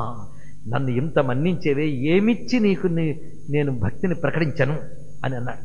దీన్ని బట్టి త్యాగరాజు యొక్క కీర్తి. అయితే అపవాదులు ఉంటూ ఉంటాయి. యశస్సు ఆర్జించినప్పుడు నిందకు సిద్ధపడాల్సిందే, తప్పదే. అందుకే ధర్మబద్ధమై భగవదర్పితమై జీవించేవాడు వచ్చిన యశస్సుని వస్తున్న నిందని కూడా సాక్షి రూపంగానే చూస్తాడు తప్ప స్వీకరించడు. అయితే అపనింద కలిగినప్పుడు మాత్రం తనని తాను పరిశీలించుకోవాలి. ఇదొకటి. లోకం అంది కదా, ఆ లోకం అంటూ ఉంటుందండి ఐఎమ్ కరెక్ట్ అని మాత్రం అనుకోకూడదు. అన్నప్పుడు నిన్ను నువ్వు పరిశీలించుకోవాలి. Self introspection, ఆత్మపరిశీలన. ఎందుకంటే నేను మీకు చెప్తున్న త్యాగరాజు పర్సనాలిటీ ఆ యాంగిల్లో వినండి. నేను మీకు ఉపనిషత్తులు చెప్పట్లేదు, నిర్గుణతత్వం చెప్పట్లేదు, ఆత్మానాత్మ వివేకం చెప్పట్లేదు, సాక్షి రూపంగా ఉండమని చెప్పండి. చెప్పానా? నేను ఒక్క మాట అలాంటి చెప్తే చెప్పండి. నాకు చెప్పలే. నేను నిన్నంతా చెప్పింది గురువు ఎలా ఉండాలి, భక్తి ఎలా ఉండాలి, ఇవే చెప్పాను నేను. ఇప్పుడు అదే చెప్తున్నాను. జాగ్రత్తగా చూడండి. ఈ మహానుభావుడు ఒక నింద వచ్చిందట. ఏమిటా నింద? ఆయన తన తండ్రి తరం నుంచి పూజించుకుంటున్నటువంటి రామ పంచాయతనం ఆయన దగ్గర ఉన్నది. అన్నదమ్ముడితో కలిసి ఉన్నాడు. జప్యేశుడు అన్నయ్య గారు, అంతే కదా. జప్యేశుడు అన్నగారు చాలా మంచివాడు. అతను మనకి ఒక మహాత్ముడు గొప్పతనం చెప్పడానికి ఇంకొన్ని విలన్లా చిత్రీకరిస్తూ ఉంటారు, కానీ జప్యేశుడు విలన్ కాదు, గుర్తుపెట్టుకోండి. అసలు ఒక పాత్ర ఏమిటో, ఒక కథ ఏమిటి, ఔచిత్యాలు ఏమిటో తెలియని వాళ్ళు చిత్రాలు తీసినా కథలు చెప్పినా వాటి ఔచిత్యాలను దెబ్బతీస్తారు. అవి మన మీద రుద్దుతూ ఉంటారు. అలాంటివేవో పొరపాటు చూసి ఉంటే ఆ బురదను తుడిచేయడానికి నా ప్రయత్నం నాది. జప్యేశుడు చాలా మహాత్ముడు. ఇంచుమించి ఇప్పటి వరకు మనకి చెప్పిన వాళ్ళలో జప్యేశుడి గురించి చాలా బాగా తీసిన వాళ్ళు మళ్ళీ నాగయ్య గారే. ఎందుకయ్యా మీరు సినిమా పేరు చెప్తున్నారంటే, నాగయ్య తీసింది సినిమా కాదు, ఆయన తపఫలం. అందుకు మనందరం కూడా నాగయ్య గారిని తప్పకుండా స్మరించుకుంటే త్యాగయ్య గారు సంతోషిస్తారు, రాముడు సంతోషిస్తారు.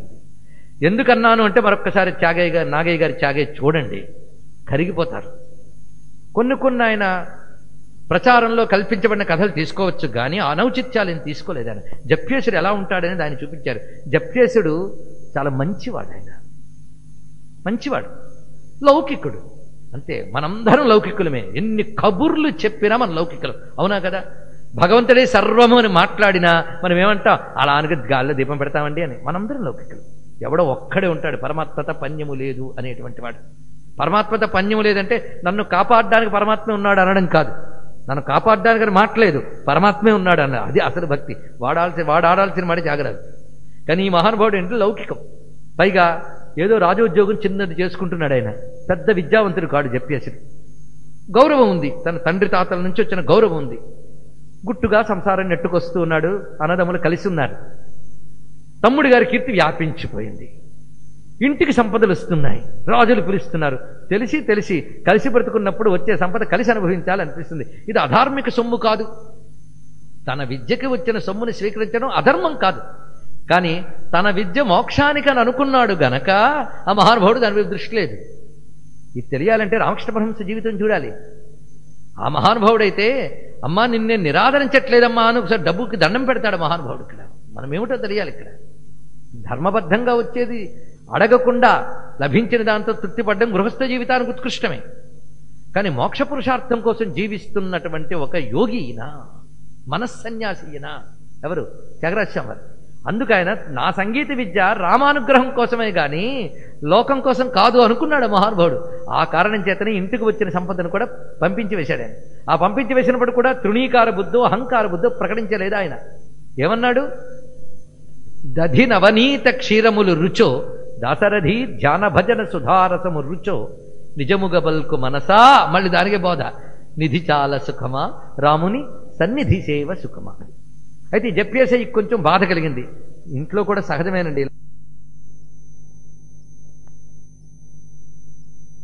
దగ్గర వీడికి తెలియదని విడగొట్టేట రెండిళ్ళని. ఇప్పటికీ విడిని ఇల్లు అలా ఉంటుంది. ఒక చిన్న విషాదకరమైన సంఘటన ఇక్కడ నేను పంచుకుంటూ ఉన్నా. ఎందుకంటే మన ప్రభుత్వాల నిర్లక్ష్యం, మన వారి ఉదాసీనత. కొంతకాలం క్రితం బ్రిటన్లో ఆనాడు ఎప్పుడో షేక్స్పియర్ ఉండిన ఇంటిని కాపాడుకుంది బ్రిటిష్ గవర్నమెంట్. అలాగే వర్డ్స్వర్త్ ఉన్నటువంటి ఇంటిని కాపాడుకున్నారు. తెలుసుగా బ్రిటిష్ వర్డ్స్వర్త్, వీళ్ళు తెలుసు, అసలు వాళ్లే తెలుసు చాలామందికి. వర్డ్స్వర్త్ షేక్స్పియర్ ఇళ్ళు ఎలా కాపాడారంటే ఆ కాలంలో వాళ్ళు ఎలా ఉండేవారు. అందులో షేక్స్పియర్ నాన్న తోలు చెప్పులు అవి చేసుకునేవాడు. ఆ వాతావరణం ఎలా ఉండేదో అలాగే పెట్టి వాళ్ళు జాగ్రత్త యథాతథంగా లోపల ఏవైనా వస్తువులు ఉంటే వాటి అక్కడక్కడ బాగు చేసి ఆనాటి వాతావరణం ఎలా ఉందో అలాగే ఉంచి కాపాడేట.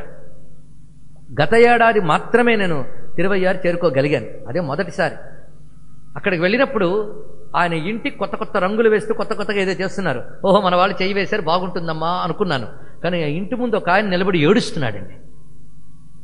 ఎందుకు ఏడుస్తున్నాడు అంటే, మేము ఇది వరకు ఇంట్లోకి వెళితే త్యాగరాజు గారు ఎక్కడ పూజ చేసుకున్నారు, ఎక్కడ రామచంద్రమూర్తి వాళ్ళ ఇంట్లోకి వచ్చాడు, అమ్మ ధర్మ సంవర్ధిని చాగు అని వచ్చి కూర్చుని పాలు తాగిన చోటు, అవన్నీ మాకు చూసాం. అక్కడ నుయ్యుండేది, అవన్నీ రాముడొచ్చిన ఇల్లు పడగొట్టేశారయ్యా అన్నాడు. ఇక్కడ ఎంత వేదన పడ్డామో. పడగొట్టి మోడర్న్ మొజాయిక్ ఫ్లోరింగ్ చేశారు, టైల్స్ పెట్టారు, మొత్తం స్ట్రక్చర్ మార్చి వేశారు. త్యాగరాజు విగ్రహం పెట్టారు ఇక్కడ. ఆనాటి త్యాగరాజు అనుభూతి మొన్నటి వరకు పొందేవాళ్ళం, ఇప్పుడు వచ్చేసారు. భద్రపరచడం కూడా చేతకాని వాళ్ళు అధికారాల్లో ఉంటూ ఉంటే మనం ఏం చేయగలము? నిద్రపోతోంది భారత జాతి. పాశ్చాత్యులను చూసి సిగ్గు తెచ్చుకోవాలి. వాళ్ళు తిన్న పిజ్జాలను చూసి అనుకరిస్తున్నాం, వాళ్ళు తాగిన తాగరాని వస్తువులను చూసి అనుకరిస్తున్నాం. వాళ్ళకి విచ్చలవిడితనం ఉందనుకుని మనం ఇక్కడ విచ్చలవిడితనంగా ఉన్నాం. ఒక్కసారి వెళ్ళి చూడండి వాళ్ళు ఎలా ఉన్నారో. వాళ్ళు తమ పూర్వీకులు ఉన్న గౌరవాన్ని కాపాడుకుంటున్నారు. డిసిప్లిన్ ఉంది, సంస్కారములు ఉన్నాయి. మనకు ఉన్నది వదులుకున్నాం, వాళ్ళ గొప్పతనం తెచ్చుకోవట్లేదు. ఒక అజ్ఞానంతో నడుస్తోంది ప్రజాజీవనం, దుర్మార్గంతో నడుస్తోంది పాలకుల జీవనం. మొత్తానికి మనం మిగిలింది ఏమిటి అంటే ఉన్నది తగలబెట్టుకోవడం. ఇది నేను వేదనతో చెప్తున్నాను కానీ ఆవేశంతోనో నిందతో కాదు. ఆలోచించండి. ఇక్కడ ఎవరు హెచ్చరించగలిగారు, ఎవరు చెప్పగలిగారు? ఏ పురావస్తు శాఖలు కాపాడతాయి మన సంస్కృతిని? మన సంస్కృతిని కాలరాయాలనేటువంటి ప్రయత్నం స్వతంత్రం వచ్చిన తర్వాత జరిగింది, జరుగుతోంది, ఇంకా జరుగుతోంది. ఎప్పుడు మనం మేల్కొంటామో ఎప్పుడు? ఇది ఉన్న వేదన ఇక్కడ చెప్పుకుంటే 10 మందితో పంచుకుంటే వేదన తీరుతుందని మాత్రమే కాదు, మనందరం సంకల్పించి ఒక్కొక్క కన్నీటి చినుకు రాల్చగలిగితే ఇది ఉప్పెనై దుర్మార్గాన్ని ముంచుతుంది అనే ఆశతో నేను ఇక్కడ చెప్తున్నాను. దేవతలందరూ కలిసి ఏడిస్తే అమ్మవారు దుర్గగా రాలేదా? మనందరం కలిసి ఏడిస్తే మన సంస్కృతిని రక్షించడానికి రాముడు రాడా? ఇది ఆర్తి. మొత్తానికి అయ్యో ఒక్క ఏడాది ముందు వచ్చిన ఇంటిని చూసేవాడిని అని వేదనపడి లోపలికి వెళ్ళాలనిపించలేదు కానీ వెళ్ళాను. అదృష్టవశాత్తు ఇంకా పోడ్చకుండా నూతిని మాత్రం ఉంచారు. దానికో నమస్కారం చేసుకుని వచ్చాను. ఇది ఎందుకు చెప్తున్నానంటే ఆ విడిపోయిన ఇల్లు అటు చిన్న భాగం ఇటు ఈ భాగం రెండు కనిపిస్తాయండి ఎప్పుడెక్కడ ఇక్కడ త్యాగరాజస్వామి ఇల్లు. ఆ ఇల్లు విడిపోయినప్పుడు ఊళ్ళో వాళ్ళు మళ్ళీ మొదలెట్టారు, ఈయన మరీ డాంబికాలకు పోయి పెద్ద భక్తుడని చెప్పి ఇంటిని విడగొట్టాడు. ఇది ఎక్కడ పెడితే అదే మాట. అప్పుడు అంటున్నాడు రాముడితో, నాదుపై పలికేరు నరులు వేద సన్నుత భవము వేరు చేసి తిననుచు నాదుపై పలికేరు నరులు అంటున్నారయ్యా. నేను భవం అంటే సంసారాన్ని వేరు చేశానని అంటున్నాను. పంచశర జనక, నేను చేసిన తప్పేమిటయ్యా? పంచశర జనక అంటే మన్మధుడి తండ్రి. పంచశర జనక ప్రపంచమున గల సుఖము మంచువలె ననుచు మది నెంచి తిని గాని పంచుకొని ధనములార్జించుకొని సరియవ్వరంచు మరి గతియులేదంచు పలికి తినా నాదుపై పలికేరు నరుడు. చూసారు ఎంత అందమైన సంగీతం అందులో వస్తుంది. పంచశర జనక ప్రపంచమున గల సుఖము మంచువలె ననుచు మది నెంచి తిని గాని, ప్రాపంచిక సుఖాలన్నీ మంచు లాంటివి, ఇవాళ కనిపిస్తూనే కరిగిపోతాయి అని భావించాను గనకనే ఈ పంచుకోవడాలు ఆర్జించుకోవడాలు ఇవేవి అక్కర్లేదని అన్నానే గాని అహంకారంతో ఈ పని చేశానా? సరియవ్వరంచు మరి గతియు లేదంచు పలికి తినా. ఇల్లు విడగొట్టడం తప్ప మరో గతి లేదని అన్నానా? అహంకారంతో మాట్లాడానా? నేను చేసిన పని ఏంటి తప్పు చెప్పు? నా వంశాచారానికి విరుద్ధం చేయలేదే. భిక్షావృత్తితో జీవిస్తూ విద్యను నేర్పడం అనేటువంటిది విప్రోచితమైనటువంటి కర్మయే నేను చేశాను. ప్రాణమేపాటి అని మానమే మేలంటి గాని శ్రీనాథ కులములో లేనిదారిని పట్టి జానెడుదరము నింపు ఒరుల పొగడితేనా. నేను చేసిన తప్పేమిటి? జానెడుదరం నింపడానికి ఒరులు పొగడేనా? లేదు కదా. నేను ఏదో ఉదరం నింపుకోవడానికి నేను ఉంచవృత్తితో జీవిస్తున్నాను. ఆ జానుబాహుయుగా పయోజాక్ష శ్రీ జానకీపతి నాదుపై పలికేరు నరులు. మనకు కలిగిన వేదన కూడా భగవంతుడితో చెప్పుకోవడం చేతనైతే త్యాగరాజులా హాయిగా జీవించచ్చండి, వాడిని వీడిని నిందించకుండా. ఈ విధంగా కీర్తించుకున్నారు. ఇలా త్యాగరాజు జీవితంలో ఒక భాగం వరకు మనకు వచ్చాం.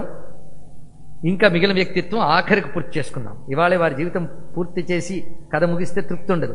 వారి జీవితంతో పాటు మనం త్యాగరాజు రామాయణం చెప్పుకోవాలి, ఆ తర్వాత త్యాగరాజు నాదోపాసన చెప్పుకోవాలి, త్యాగరాజు యొక్క భక్తి మార్గం చెప్పుకోవాలి, త్యాగరాజు చూపించినటువంటి ధర్మ నీతి తత్వసారములు చెప్పుకోవాలి. ఇన్ని ఉన్నాయి మనకి విషయాలు. ఇంకా ఇక త్యాగరాజు వారి యొక్క సాయంతో మనం రామ పూజ చేసుకున్నాం ఈరోజు అందరం కలిసి. ఎందుకంటే రామాయణం చెప్పుకోబోతున్నాం గనక ముందు రామచంద్రమూర్తికి పూజ చేసుకున్నాం. అసలు మన త్యాగరాజు అన్నమయ్య రచించిన పాటలు దగ్గర పెట్టుకుని పాడగలిగే వాళ్ళ భాగ్యానికో నమస్కారం. చదువుకునైనా చదువుకుంటే త్యాగరాజు సాయంతో మనం రామ పూజ చేసుకోవచ్చు. త్యాగరాజు ఏది వచ్చినా రాముడికి ఇచ్చేవట. ఎవరైనా వచ్చి పళ్ళు ఇస్తే తీసుకెళ్ళి రాముడికి చూపించిదిగో వాళ్ళు ఇచ్చారని చెప్పేవట. తన దగ్గర ఉన్నటువంటి విగ్రహాలను ఆయన బొమ్మలు అనుకోలేదు, తెలుసుకోండి. పంచాయతనం త్యాగరాజు పూజించిన రామపంచాయతనం, అది పూర్వీకుల నుంచి వచ్చింది ఆయనకి. రామపంచాయతనం అది ఎక్కడున్నది అంటే ప్రస్తుతం సమాధిగా చెప్పబడుతున్న చోట నకలు పంచాయతనం ఒకటి ఉంది. అది చూసి సంతృప్తి చెందవచ్చు. దానికి ఇప్పుడు పూజలు చేస్తున్నారు. ఈ జపేశయ్య వంశానికి చెందినటువంటి వారు పూజ చేస్తున్నారు. అక్కడ ఒక నకలు ఉన్నది. కానీ తంజావూరులో త్యాగరాజు కుమార్తె పరంపరకు చెందినటువంటి వారి కుటుంబం ఒకటి ఉన్నది. వారింట్లో త్యాగరాజు పంచాయతనం, ఆనాడు త్యాగరాజు స్వామి పూజించుకుంటున్న పంచాయతనం ఉంది తంజావూరులో. ఆ పరమేశ్వరుడు నాకు ఇచ్చిన భాగ్యాల్లో ఒకటి, ఆ పంచాయతనాన్ని దగ్గరుండి చూసి ఆ ప్రసాదం స్వీకరించి దాన్ని రక్షించి పూజిస్తున్న వారితో చాలా చెప్పి సంభాషించే అవకాశం లభించింది నాకు. ఆ చూసిన మూర్తి ఇప్పుడు మనసులో మెదులుతున్నాడు. ఇక్కడ పంచాయతనం అంటే ఏమిటో అప్పుడు నాకు ఇంకా బాగా తెలిసింది. త్యాగరాజ స్వామి వారు ఇక్కడ తెలుసుకోవాల్సింది, చాలా మంది బొమ్మలు అడ్డదిడ్డంగా వేస్తూ ఉంటారు. కానీ త్యాగరాజ స్వామి వారు ఇక్కడ ఆయన పూర్తిగా వైదిక సంప్రదాయానికి చెందినటువంటి వాడు. ఆయన పంచాయతనం అన్నప్పుడు సాలగ్రామం, బాణలింగం, అమ్మవారు, సూర్యుడు, వీటిని గణపతిని పూజించేవాడు ఆయన. ఆ పూజించిన పరంపరలో ఎక్కడికి వెళ్ళిందో తెలియలేదు. వీటితో పాటు విగ్రహం కూడా ఉండేది ఆయన దగ్గర. ఆ విగ్రహమే రామపంచాయతనం. రామపంచాయతనం అంటే ఏమిటో ఇక్కడ మనం తెలుసుకుందాం. రామపంచాయతనం అంటే అటు ఇటు భరతుడు శత్రుఘ్నుడు ఉంటారు, ఇంకోవైపు లక్ష్మణుడు నిలబడి ఉంటాడు, ఇక్కడ హనుమంతుడు ఉంటాడు పాదాల దగ్గర. ఎందరయ్యారు? 4 అయ్యారు. మధ్యలో సీతని ఒళ్ళో పెట్టుకుని రాముడు ఉంటాడు. ఎందరయ్యారు? 2 కాదు, ఒక్కరే అతను. సీతా సమేత రాముడు మధ్యలో ఉన్నాడు. 4 వైపులా వీళ్ళు 4 ఉన్నారు. ఈ 4 అదొకటి కలిపితే 5. సీతారామం కానీ సీతారాములు 2 కాదు అక్కడ. అది మధ్యలో సీతారామం ఒకటిగా తీసుకుని చుట్టూ ఉన్న 4 మనం తీసుకుంటే లక్ష్మణ, భరత, శత్రుఘ్న, హనుమ, వీళ్ళని తీసుకుంటే 4 + 1 5. దీన్ని రామపంచాయతనం అంటారు ఇక్కడ. దాన్ని పూజించేవారు త్యాగరాజ స్వామి వారు. అందుకే ఇల్లు వేరు చేసినప్పుడు నువ్వేవి తీసుకుంటే తీసుకోగా, నీ నాన్నగారు ఆస్తి ఇది మాత్రం నాకు ఇచ్చాయనైనా అన్నాడు. బొమ్మాయి కదా తీసుకో అన్నాడు మహానుభావుడు. అయితే స్వరార్ణవ గ్రంథం ఏదో మహిమలు గలది అనుకుని దాని ద్వారా ఏవో విద్యలు నేర్చుకుని మరింత ప్రజారంజనం చేయొచ్చని ప్రయత్నించి ఎవరో జపేశయ్యకి లంచమివ్వ చూపించి స్వరార్ణవ గ్రంథం అపహరించాలని ప్రయత్నించారని, కానీ అది ముట్టుకోబోతుంటే హనుమంతుడు దాన్ని దగ్ధం చేశాడని ఒక కథ ఉన్నది. ఈ కథ నిజమా లేదా వాదించుకోనక్కర్లేదు, నిజమై ఉండొచ్చు, నిజము కాదనడానికి మనకు లేదు. కానీ స్వరార్ణవ గ్రంథం మాత్రం మనకు దొరకడం లేదు, అది తెలుస్తున్నది. కానీ స్వరార్ణవ గ్రంథంలో విషయాలు మాత్రం త్యాగరాజ కీర్తనలో దాగి ఉంది. అందుకే త్యాగరాజ కీర్తనలు అధ్యయనం చేస్తే స్వరార్ణవం అధ్యయనం చేసినట్లే. ఆ స్వరార్ణవ మర్మములు ఏమిటి అనేది నాదోపాసన విషయం వచ్చినప్పుడు మీకు త్యాగరాజు చూపించిన నాదోపాసన ఎలాంటిది అనేది సంగీతపరంగానే కాకుండా భక్తి కలిగిన వారందరికీ పనికొచ్చే అంశం ఒకరోజు మనం ప్రత్యేకించి చెప్పుకుంటాం. అందులో కూడా రాముడు కనబడతాడు మనకి. ప్రత్యేక రాముడిని చూపించడమే ప్రధాన ఉద్దేశం. మొత్తానికి ఆ విగ్రహాలు పోవడం, ఆ విగ్రహాలను తిరిగి కావేరిని తెచ్చుకోవడం కూడా మంచి అద్భుతమైన కథ. ఆ కథ మీకు తెలిసిందే కనుక నేను స్పృశించట్లేదు. ఎందుకంటే చాలామంది విమర్శకులు కనుగొంటిని శ్రీరాముని నేడు కనుగొంటిని అనేటువంటి మాట ఉన్నదే, విగ్రహాలు దొరికినప్పుడు పాడాడని, ఎన్నడు చూతునో ఇనకుల తిలక అన్నప్పుడు విగ్రహాలు కనబడకపోతే ఏడ్చాడని పెట్టారే కానీ దీనికి ఆధారాలు లేవు. ఆయన ఒక్కొక్కప్పుడు ధ్యానంలో రామచంద్రమూర్తిని చూసి పరవశించిపోయి కనుగొంటిని శ్రీరాముని నేడు కనుగొంటిని ఎనకుల మందు ఇంపుగాను పుట్టి ఇలలోన సీతానాయకుని నేను కనుగొంటిని ధ్యానంలో చూసిన ఆనందంతో ఆయన చెప్పి ఉండవచ్చు. కంటిన అఖిలాండ కర్త నదికుని కంటి కంటిన గముల వీడు కొంటి నిజమూర్తి కంటి అని అనమయం లేదు. అలాగే అనమాట. అలాగే ఎన్నడు చూస్తున్నాను ఏడుపు ఆయనకి ఎప్పుడు ఉన్నది. ఎప్పుడు చూస్తానా మా స్వామిని, ఎప్పుడెప్పుడు చాలా తపనుండేదని. అలా ఎన్నడు చూతును ఎనకుల తిలక ఒక కీర్తన. ఇంకా మహానుభావుడి కీర్తనల్లో ఎన్నగా మనసుకు రాని పన్నగ సాయి సొగసు పన్నుగా కనుగొనని కన్నులెందుకే కన్నె మిన్నలెందుకే అన్నాడు. కన్ను లేలే కన్నె మిన్నలేలే అని ఒక కీర్తన. ఎన్నగా మనసుకు రాని పన్నగ సాయి సొగసు. ఆయన రాముడి సొగసు అంటే ఎంత భావిస్తాడు ఆయన. తెలుగు మాట అండి సొగస్సు అనేది. సౌందర్యం సంస్కృత శబ్దం, సొగసు తెలుగు మాట. ఎన్నగా మనసుకు రాని సొగసుట అంటే యతోవాచో నివర్తంతే అప్రేప్య మనసా సహా. మనసు మాట కందని అందగాడు మా రామచంద్రమూర్తి. ఆయన సొగసుని కనుగొనని కన్నులేలే. అంతేకాదు మోహముతో నీలవారి వాహకాంతిని గేరిన శ్రీహరిని కట్టుకొనని దేహమేలే ఈ గేహమేలే అన్నాడు ఇక్కడ. ఆ రామచంద్రమూర్తిని కట్టుకొనని ఈ దేహమేలా ఈ గేహమేలా అని మరొక కీర్తనలో చెప్తున్నాడు. ఈ కీర్తన మనం భావన చేస్తుంటే త్యాగరాజ స్వామి వారు ఎంత ప్రేమగా ఈ మాటలు చెప్తున్నారో మనం తెలుసుకోవాలి. దేహమేలా గేహమేలా. గేహం అంటే ఇల్లు. ఆ స్వామికి అర్పించబడని ఈ శరీరం ఎందుకు, ఇల్లు ఎందుకు, ఈ కన్నులు ఎందుకు, ఇలా మాట్లాడతాడు. అంతేకాదు ఆయన్ని పూజించని కరములేలే కాపురములేలే అన్నాడు. ఈ చేతులు ఎందుకు, ఆ కాపురాలు ఎందుకు అన్నాడు. ఇదే ఈ కీర్తన మాత్రం త్యాగరాజు ప్రహ్లాద విజయంలో రచించిన కీర్తనది. ప్రహ్లాదులు అంటున్నట్టుగా రచించారు. ఏది ఎన్నగా మనసుకు రాని పన్నగ సాయి సొగసు త్యాగరాజు ప్రహ్లాదులు చెప్పినట్టుగా రచించారు. అక్కడిది ఇక్కడ మనం మననం చేసుకున్నాం ఇప్పుడు మొత్తానికి. త్యాగరాజస్వామి వారు ఆ విధంగా పడినటువంటి రామచంద్రమూర్తి కోసం పడ్డ తాపత్రయం, ఆయన దర్శించే తాపత్రయం, ఆయన కీర్తన వింటూ ఉంటే మనకు కూడా రాముడిని చూడాలనిపిస్తుంది. ఆ చూడాలని ఆయన పడినటువంటి తపన ఎన్నెన్ని చోట్ల ఎన్నెన్ని రకాల కనబడుతుందో. ఇంకా ఆయన పూజ చేస్తాడు త్యాగరాజస్వామి వారు. త్యాగరాజు పూజ చూడాలండి. కొందరికి పాపం పూజ చాలా బాధాకరమైన అంశం. తప్పనిసరి చేయకపోతే బాగుపడరని చెప్పారు గురువు గారు. చెయ్యాలి. బాగా బిజీగా ఉంటే మనం ఎడిట్ చేసుకునేది తగ్గించుకునేది పూజ మాత్రమే. మిగిలిన ఏవి అన్నం కూడా టైమింగ్ తగ్గదు మనకి. అలాంటి పరిస్థితులు ఉంటాం. కానీ ప్రేమగా పూజించడం చాలా గొప్ప భాగ్యం అండి. వాళ్ళు పూజ వల్ల ఆనందం అనుకోరు, పూజే ఆనందం అనుకుంటారు. అలాంటి మహాత్ములు ఉంటారు. వాళ్ళు పూజిస్తూ ఆనందిస్తారు. వాళ్ళు పూజించుతూ ఆనందించేవాడికి ఎంత పూజ చేసినా కానీ ఏమీ రాలేదు అన్నాడు. వాడు పూజించే భాగ్యం ఉంది కదా అంటాడు. ఇక్కడ గొప్ప అంశం అది. ఆ పూజించే భాగ్యం అనుభవించితే ఉన్నదే అది తృప్తి అండి. ఆ తృప్తి కనిపిస్తుంది దీనిలో. అందుకే పొద్దున లేచి ఉత్తిష్ట ఉత్తిష్టోత్తిష్ట అనడం చదివిన మంత్రం చెప్పాం. నీ మేలు కొలిపేది త్యాగరాజస్వామి వార్త. ఆ దినచర్య కూడా రికార్డ్ చేశారండి కొంతమంది పెద్దలు. మన ప్రాతకాలంలోనే లేచి 5 అంతవరకు ధ్యానాదులు పూర్తి చేసుకుని 5 స్నానాదులు చేసుకుని ముందు దేవ మందిరాన్ని శుభ్రం చేసేవాట ఆయన. అంటే సూర్యోదయాత్ పూర్వమే నిర్మాల్యాలు తీసేయాలి. ఇది గుర్తుపెట్టుకోండి. ఆ తర్వాత నిర్మాల్యం ఉంచకూడదు. సూర్యోదయాత్ పూర్వమే నిర్మాల్యం తీసి శుభ్రం చేశాడు. చేసి సంధ్యావందనం చేసుకుంటాడు. ఆ సంధ్యావందనం చేసిన తర్వాత ఆ నిర్మాల్యాలు తీసేటప్పుడు ఆ తెర తీస్తాడు తన మందిరంది. అక్కడ మేలుకొలుపుతూ తీస్తాటండి. అనుభూతి. విగ్రహం బొమ్మ అనుకుంటే ఏముందండి, మీరు దైవం అనుకోండి పలుకుతాడు ఆయన. పలుకుతున్నాడు. ఇప్పటికీ సందేహం లేదు. ఇది ఇంకా తెలియాలంటే ఇప్పుడు బృందావనం వెళ్ళండి. వాళ్ళు అక్కడ మనం కృష్ణుడి విగ్రహము అని మడితో ఉండాలి, లేకపోతే ముట్టుకోకూడదంటాం. వాళ్ళ కృష్ణుడికి ఎంత ప్రేమగా చూస్తారు. ఇంట్లో పిల్లాడిని కూడా అలా చూడాలి, అలా చూస్తారు. అందుకే వాళ్ళ ఇంట్లో కృష్ణుడు ఆడుకుంటాడు. అది అయితే ఆ స్థితి అందరికీ రాదు. ఇవి చెయ్యగా ఎప్పుడో పాపాలు పోయి ఎప్పుడో ఆ స్థితి వస్తుంది. అంతేగాని అలా చేస్తేనే పూజటండి, లేకపోతే పూజ అక్కర్లేదు అన్నారు. అరే పూజ మానేయమని చెప్పలేదు నేను ఇక్కడ. ఎలాగో అలా చేస్తూ ఉంటే ఎప్పటికైనా అలాగా ఉండగలం మనం ఇక్కడ. దయచేసి మహాత్ముల గురించి చెప్పామంటే అలా ఉంటే ఉండాలి కానీ, లేకపోతే ఇలా ఉండక్కర్లేదు. ఇలా ఎన్నో చేస్తే అలా అవుతాం మనం ఇక్కడ. చెయ్యాలి మొత్తం. ఈయన మనం త్యాగరాజ కీర్తనలతో రాముడు పూజ చేసుకుంటున్నాం. నేను త్యాగరాజు గురించి చెప్తున్నాను, మీరు వింటున్నారు అనుకోవద్దు. మనందరం కలిసి రాముణ్ణి ఇక్కడ అనుభవిస్తున్నామని భావనలోకి వెళ్ళిపోదాం. చూడండి, మేలుకో వయ్యమ మేలుకో రామ మేలైన సీతా సమేత నా భాగ్యమా. త్యాగరాజస్వామి కీర్తనలు ఎంత క్లిష్టంగా ఉండవండి, మామూలుగా ఉంటాయి. అంటే హాయిగా అర్థమైపోతాయి. మంచి పండితులు మాత్రమే పాడగలిగిన కీర్తనలు ఉన్నాయి. మంచి సంస్కృత జ్ఞానం ఉన్న వాళ్ళు మాత్రమే అర్థం చెప్పగలిగిన కీర్తనలు ఉన్నాయి. అన్నీ ఉన్నాయి ఆయన దగ్గర. అంటే లేనిదేమిటి, త్యాగరాజస్వామి పాడుతుంటే తంజావూరు నుంచి ఒక భటుడు వచ్చి రోజు విని మురిసిపోయేవాట. ఎందరో సామాన్యులు వచ్చి వినేవారండి ఆయన దగ్గర. ఆయన పాటని దాచిపెట్టుకోలే, అందరూ వినేవారు. రాజులు కూడా సామాన్యులు వేషం వేసుకొచ్చి కూర్చునేవాడు. శరభోజి మహారాజాలు వచ్చి కూర్చున్నాడు ఒకసారి. ఓ భటుడు రోజు వినేవాట త్యాగరాజస్వామి పాట. ఒకరోజు ఆయన స్నానానికి వెళ్తూ ఉంటే వెనకాల భటుడు కూడా వెళ్ళేట.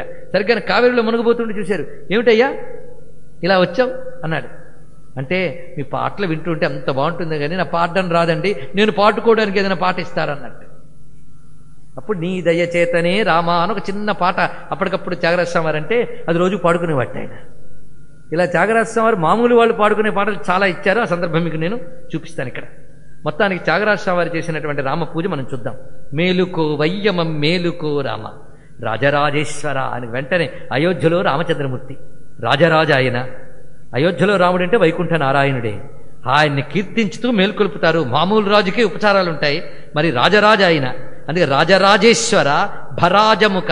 ఈ భరాజు అనే మాట ఈయన చాలా చోట్ల వాడుతుంటాడండి. ఈ మాట వాడాలంటే సామాన్యం ఎవడు వాడలేడు. ఇది కొంచెం జ్యోతిష్ శాస్త్రంతో పరిచయం ఉంటే తెలుస్తుంది. భచక్రము అంటారు రాశిచక్రాన్ని, మొత్తం నక్షత్ర రాశిని. భరాజు అంటే ఆకాశానికి రాజు.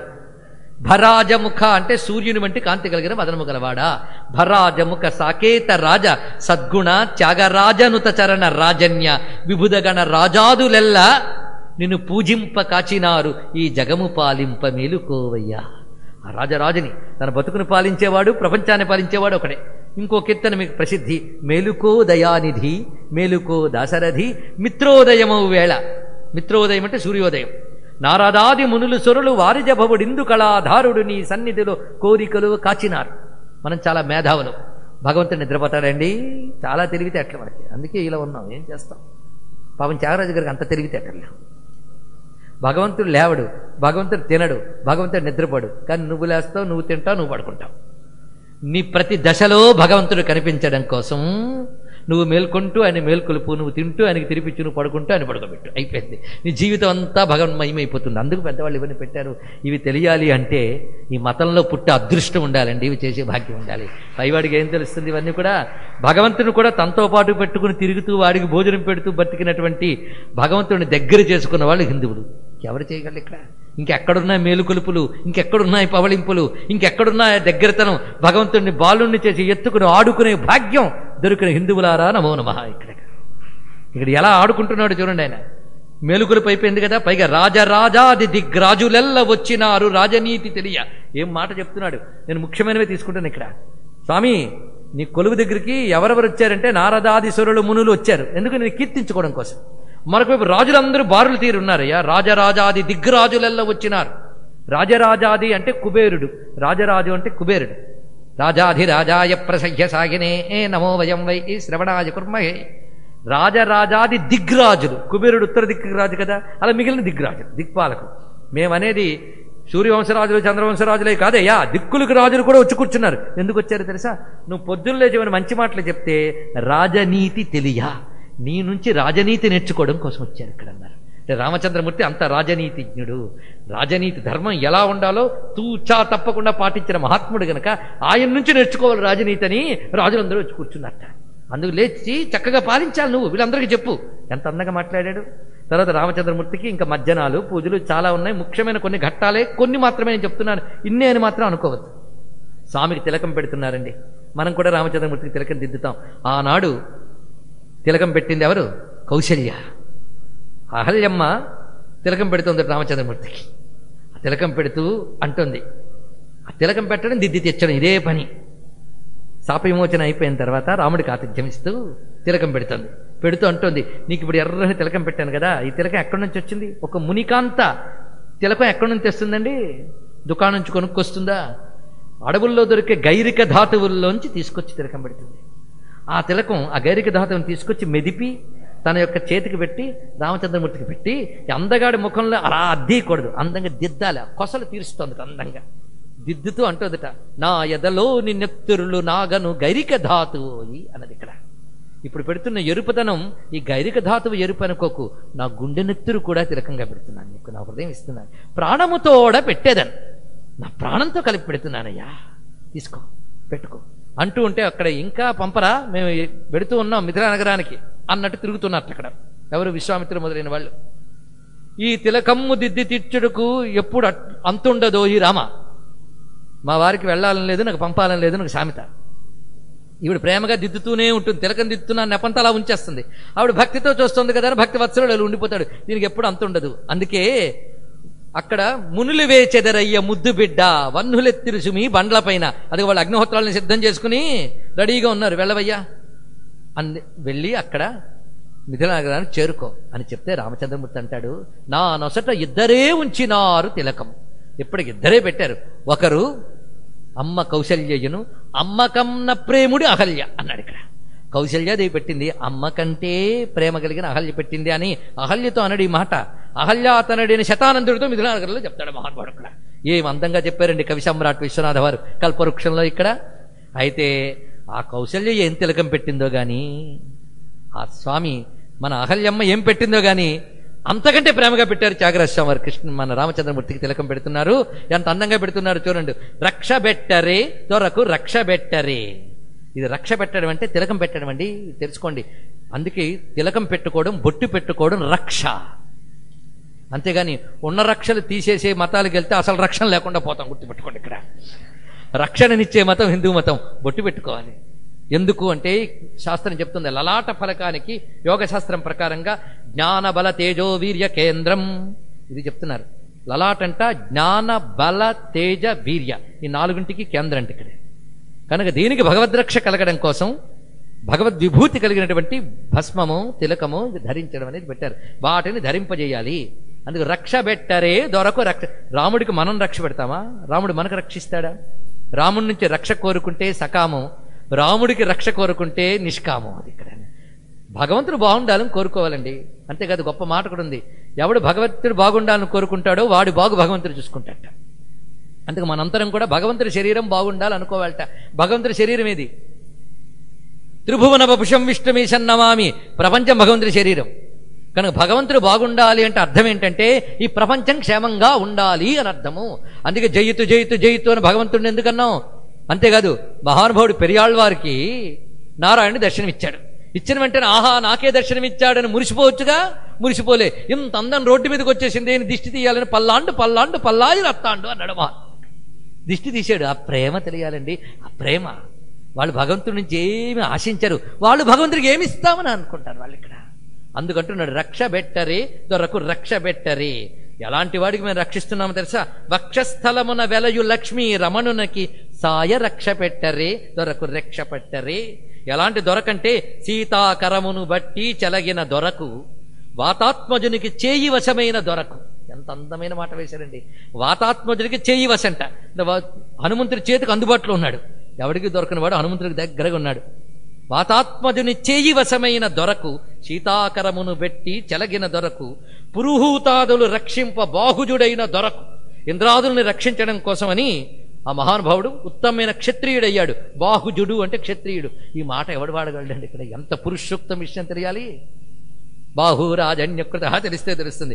పురుహూతాదులు రక్షింప బాహుజుడైన దొరకు, సంగీత ప్రియ త్యాగరాజగేయుడైన దొరకు, ఐశ్వర్య రక్ష బెట్టరే దొరకు రక్ష బెట్టరే. అంత రక్ష పెట్టాడు కదా, తిలకం పెట్టాడు. ఇంకా పూజ చేస్తాడండి. ఎన్ని పూజలు, ఎన్ని రకాలు. గంధము పూయరుగా పన్నీరు గంధము పూయరుగా, అందమైన యదునందనుపై.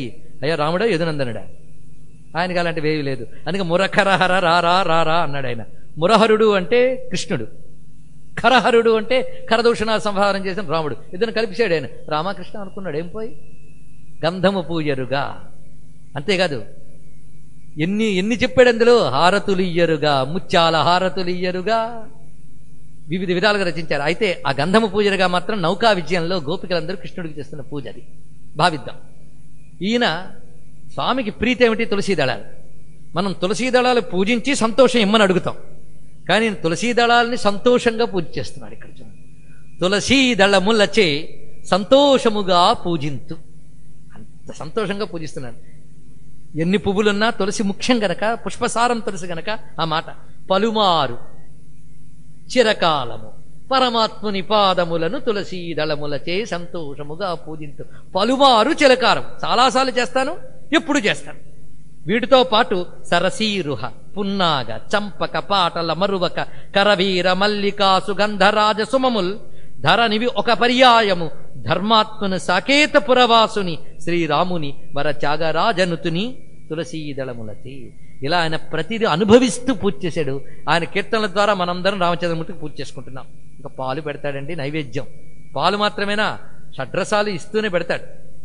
ఆరగింపవే పాలారగింపవే రఘువీర. పైన చాలా చమత్కారండి. ఆయన ఏంటంటే వాళ్ళ ఆవిడ పెడితేనే తింటాడు ఆయన. భక్తుడికి తనకు పెట్టాలనుంది, ఏం చేస్తాను, అన్ని సిద్ధం చేశాను, మీ ఆవిడే ఇస్తుందిలే తీసుకో అంటాడు ఆయనకు. అదొక చమత్కారం. సీతమ్మ ఇస్తే రామచంద్రమూర్తికి మరింత ప్రీతండి. ఆయనకేం స్వయం పాక నియమం ఉందో మనకేం తెలుసు. స్వయం పాకం అంటే వాడైనా వండుకోవాలి, వాడు భార్య అయినా వండాలి. ఇక్కడ ఆ రామచంద్రమూర్తికి ఎంత చక్కగా పాలిస్తున్నది ఆయన, ఇప్పిస్తున్న సీతమ్మ చేత. ఇలా అన్నమయ్య కూడా అదే అంటాడు, ఇందిర వడ్డించ ఇంపుగను చిందక ఇట్టే భుజిప్పవు స్వామి అని. ఇంక ఈ మహానుభావుడు అంటున్నాడు చూడండి, అరగింపవే పాలు ఆరగింపవే రఘువీర, జనకజాకర పవిత్రితమౌ వెన్న పాలు ఆరగింపవే. సీతమ్మ చెయ్యి తగలడం చేత పవిత్రమైన వెన్న పాలు ఆరగింపవే. అంతేనా, వెన్నపాలు ఇచ్చి సరిపెడతావా నాకు? కృష్ణావతారంలో అవే తినాలే. ఇప్పుడు రాముండి కదా. సారమైన దివ్యాన్నము షడ్రసయుత భక్షణములు, సారమైన దివ్యాన్నము షడ్రసయుత భక్షణములు, దారసోదరాదులతో త్యాగరాజనుత అరగింపవే పాలు ఆరగింపవే. నీ ఒక్కడికే కాదయ్యా, మీ ఆవిడికి, మీ అన్నదమ్ములకి, మీ అన్నదమ్ముల కుటుంబాలకి అందరికీ పెడుతున్నాను, మీరందరూ హాయిగా తినండి అని పెట్టేవట. త్యాగరాజస్వామి వారు ఏంటంటే కీర్తనలు పాడుతూ పాడుతూ కృష్ణాష్టమి వచ్చినా, రామను వచ్చినా, వైకుంఠ ఏకాదశి వచ్చినా ఏదో పర్వం కనబడితే చాడు పెద్ద పండగ చేసేవాటి ఇంట్లో. అలాంటప్పుడు ముత్తుస్వామి దీక్షితుల వారు ఒకసారి వెళ్ళారు తిరువయ్యారు. త్యాగరాజస్వామిని చూడాలని వెళ్ళారు. వెళ్ళేటప్పటికి రామవట్టాభిషేక మహోత్సవం చేస్తున్నాడు ఆయన. ఆయన మహానుభావుడు వెళ్ళి సామాన్యంగా కూర్చుని చూసి పరవశించిపోతున్నాడండి. వాళ్ళకి ప్రోటోకాల్స్ ఉంటాయా మహాత్ములకి? చూసి పరవశించిపోతున్నాడు. దీక్షితుల వారు వచ్చారని తెలిసేటప్పటికీ ఈయన వెళ్ళి దండం పెట్టేటానికి. అయ్యా తమరొక కీర్తన పాడితే రాముడు సంతోషిస్తాడంటే త్యాగరాజస్వామి ఇంట్లో ముత్తుస్వామి దీక్షితులు మామవ పట్టాభిరామ అని కీర్తన రచించారు. అందులో రామచంద్రమూర్తి పట్టాభిరామమూర్తిని అంతటినీ దీక్షితుల వారు వర్ణించారు. త్యాగరాజు ఇంట్లో వేడుకలే. ఆయనకి ఎవడైనా ఒక పండు ఎక్స్ట్రా ఇస్తే రామోత్సవమే. దొరికిన మాధుకరంలో మరికొంచెం ఎక్కువ వస్తే రాముడికి పెట్టడమే. ఆ పెట్టిన ప్రసాదం అందరికీ పంచడమే, ఊరంతటికి. ఇది ఆయన పని. ఎన్ని రామోత్సవాలు చేశాడో మహానుభావుడు. ఇక్కడ ఉత్సవాల్లో ఎన్ని ఉత్సవ సంప్రదాయ కీర్తనలు పాడాడో ఆ మహాత్ముడు. ఇప్పుడు ఆ జనకజాకర పవిత్రతమైన వెన్నపాలు అయ్యాయి కదా, ఇంకా తాంబూలం ఇస్తున్నాడండి. విడము చేయవే, తాంబూలం ఇస్తున్నాం. ఇస్తూ ఉన్నప్పుడు డిమాండ్ కూడా ఒకటి ఉంది పుచ్చుకునేవాడికి. మమ్ము విడనాడుకువే, అది డిమాండ్. నన్ను వదలద్దయ్యా, నువ్వు అదే కోరుకుంటున్నావు. మమ్ము విడనాడుకువే ఓ రామ. ఈ తాంబూలం కూడా మా చేతులతో ఇస్తే నీకేం రుచిస్తుంది, నీకు ఎలా ఇస్తే రుచో మాకు తెలుసు. పొడమితనయ చేతి మంచి మురుగులకు, ఆవిడ చేతికి వేళ్లకు పెట్టుకుని నీకు ఇస్తున్నటువంటి తాంబూలములు పుచ్చుకోవయ్యా. నేను ఆవిడకి ఇస్తున్నాం, ఆవిడ పెట్టుకుని నీకు చిలక చుట్టి ఇస్తాడు, పుచ్చుకో. ఎంత భావన చేస్తున్నాడో ఆ సీతమ్మ ఇస్తున్న రామచంద్రమూర్తి యొక్క ప్రత్యేకత ఇది. ఆ మంచి మురుగులకు తలచి దాన్ని తలచి పరవశించి ఇస్తున్నాను, స్వీకరించవయ్యా. ఉయ్యాలూపుతాడు స్వామివారికి. ఉయ్యాలలోగవయ్యా సయ్యాటపాటలను సత్సార్వభౌమ, కమలజా జకిల సురలు నిన్ను కొల్వ విమలులైన మునీంద్రులు ధ్యానింప, కమనీయ భాగవతులు గుణకీర్తనమున ఆలాపంబు చేయగా. ఆయనకి అక్కడ ఎవరు కనబడుతున్నారంటే చుట్టూ దేవతలు, సురలు ఇత్యాదులందరూ కలిసి ఆయన ఊయల సేవలో పాల్గొంటున్నారు. ఈయనే కాదు, వాళ్ళందరూ పాల్గొన్న దృశ్యాన్ని తాను దర్శిస్తూ మనకు ప్రదర్శిస్తున్నాడు. పూల పంపు మీద బాగా పూర్ణ పవ్వళించు నీలఘన శ్యామ హరే నిరుపమ రామయ్య. పూల పాన్పు మీద బాగా పూర్ణ పవ్వళించు, మల్లె పూల పాన్పు మీద బాగా పూర్ణ పవ్వళించు. పైగా సంప్రదాయం జాగ్రత్తగా చూస్తాడు ఈయన. ఊరికినే కాదు, శయ్య ఎలా ఉండాలో శాస్త్రం చెప్పింది. దాని ప్రకారంగా నేను ఏర్పాటు చేశాను అయ్యా శయ్యని. ఆగమోక్తమయ్య శయ్యను అంగీకరించి, అంత చక్కటి మాట. ఆగమోక్తమైన శయ్యను అంగీకరించి, శాస్త్ర ప్రకారం శయ్య ఎలా ఉండాలో అలా పెట్టాను నేను. ఆగమోక్తమైన శయ్యను అంగీకరించి త్యాగరాజ కృతములెల్ల తచ్చమని తలంచి. ఈ మాట ఎంత చక్కటి మాట. ఇవాళ నేను నీ విగ్రహం పెట్టి తుయ్యాలు పెట్టానంటే అంత సరిపోతుందా? మనం భావనాత్మకంగా ఇస్తే భగవానుడు సత్యంగా స్వీకరిస్తాడు. అది ఇక్కడ. అందుకే ఆ మాట త్యాగరాజ కృతములెల్ల తచ్చములని తలంచి. అది మనం ఇక్కడ అక్షతలు వేస్తూ ఆభరణార్థం అక్షతాన్ని సమర్పయామి. ఎందుకది? ఆభరణాన్ని సమర్పయామని అక్షతలు వేయండి చాలు. భావనలో కూడా అక్షతలు ఎందుకండి? అక్షతలు వేస్తూ ఆభరణాన్ని భావించండి. మీరు భావిస్తే అక్షతలు కూడా ఆభరణాలుగా స్వామి స్వీకరిస్తాడు. ఆయన భావించాడు, ఆయనకి సత్యం అది. నీకు భావన ఆయనకి సత్యం. నువ్వు భావించు, తప్పకుండా ఆయన స్వీకరిస్తాడు. అందుకే ఆ మాట త్యాగరాజ కృతములెల్ల తచ్చములని తలంచనే మాట చాలా విశిష్టమైనది. హాయిగా పడుకోవయ్యా. ఎంత పాలన చేసి అలిసిపోయావో స్వామి నువ్వు. బడలిక దీర పబళించవే, బడలిక దీర పబళించవే. భగవంతుడి నుంచి ఇది కావాలి అది కావాలని బిజీ చేసేవాళ్ళు కనబడతారు, కానీ నువ్వెప్పుడు లోకం గురించి ఆలోచిస్తూ నీ గురించి పట్టించుకోలేదు. రా హాయిగా విశ్రాంతి తీసుకో.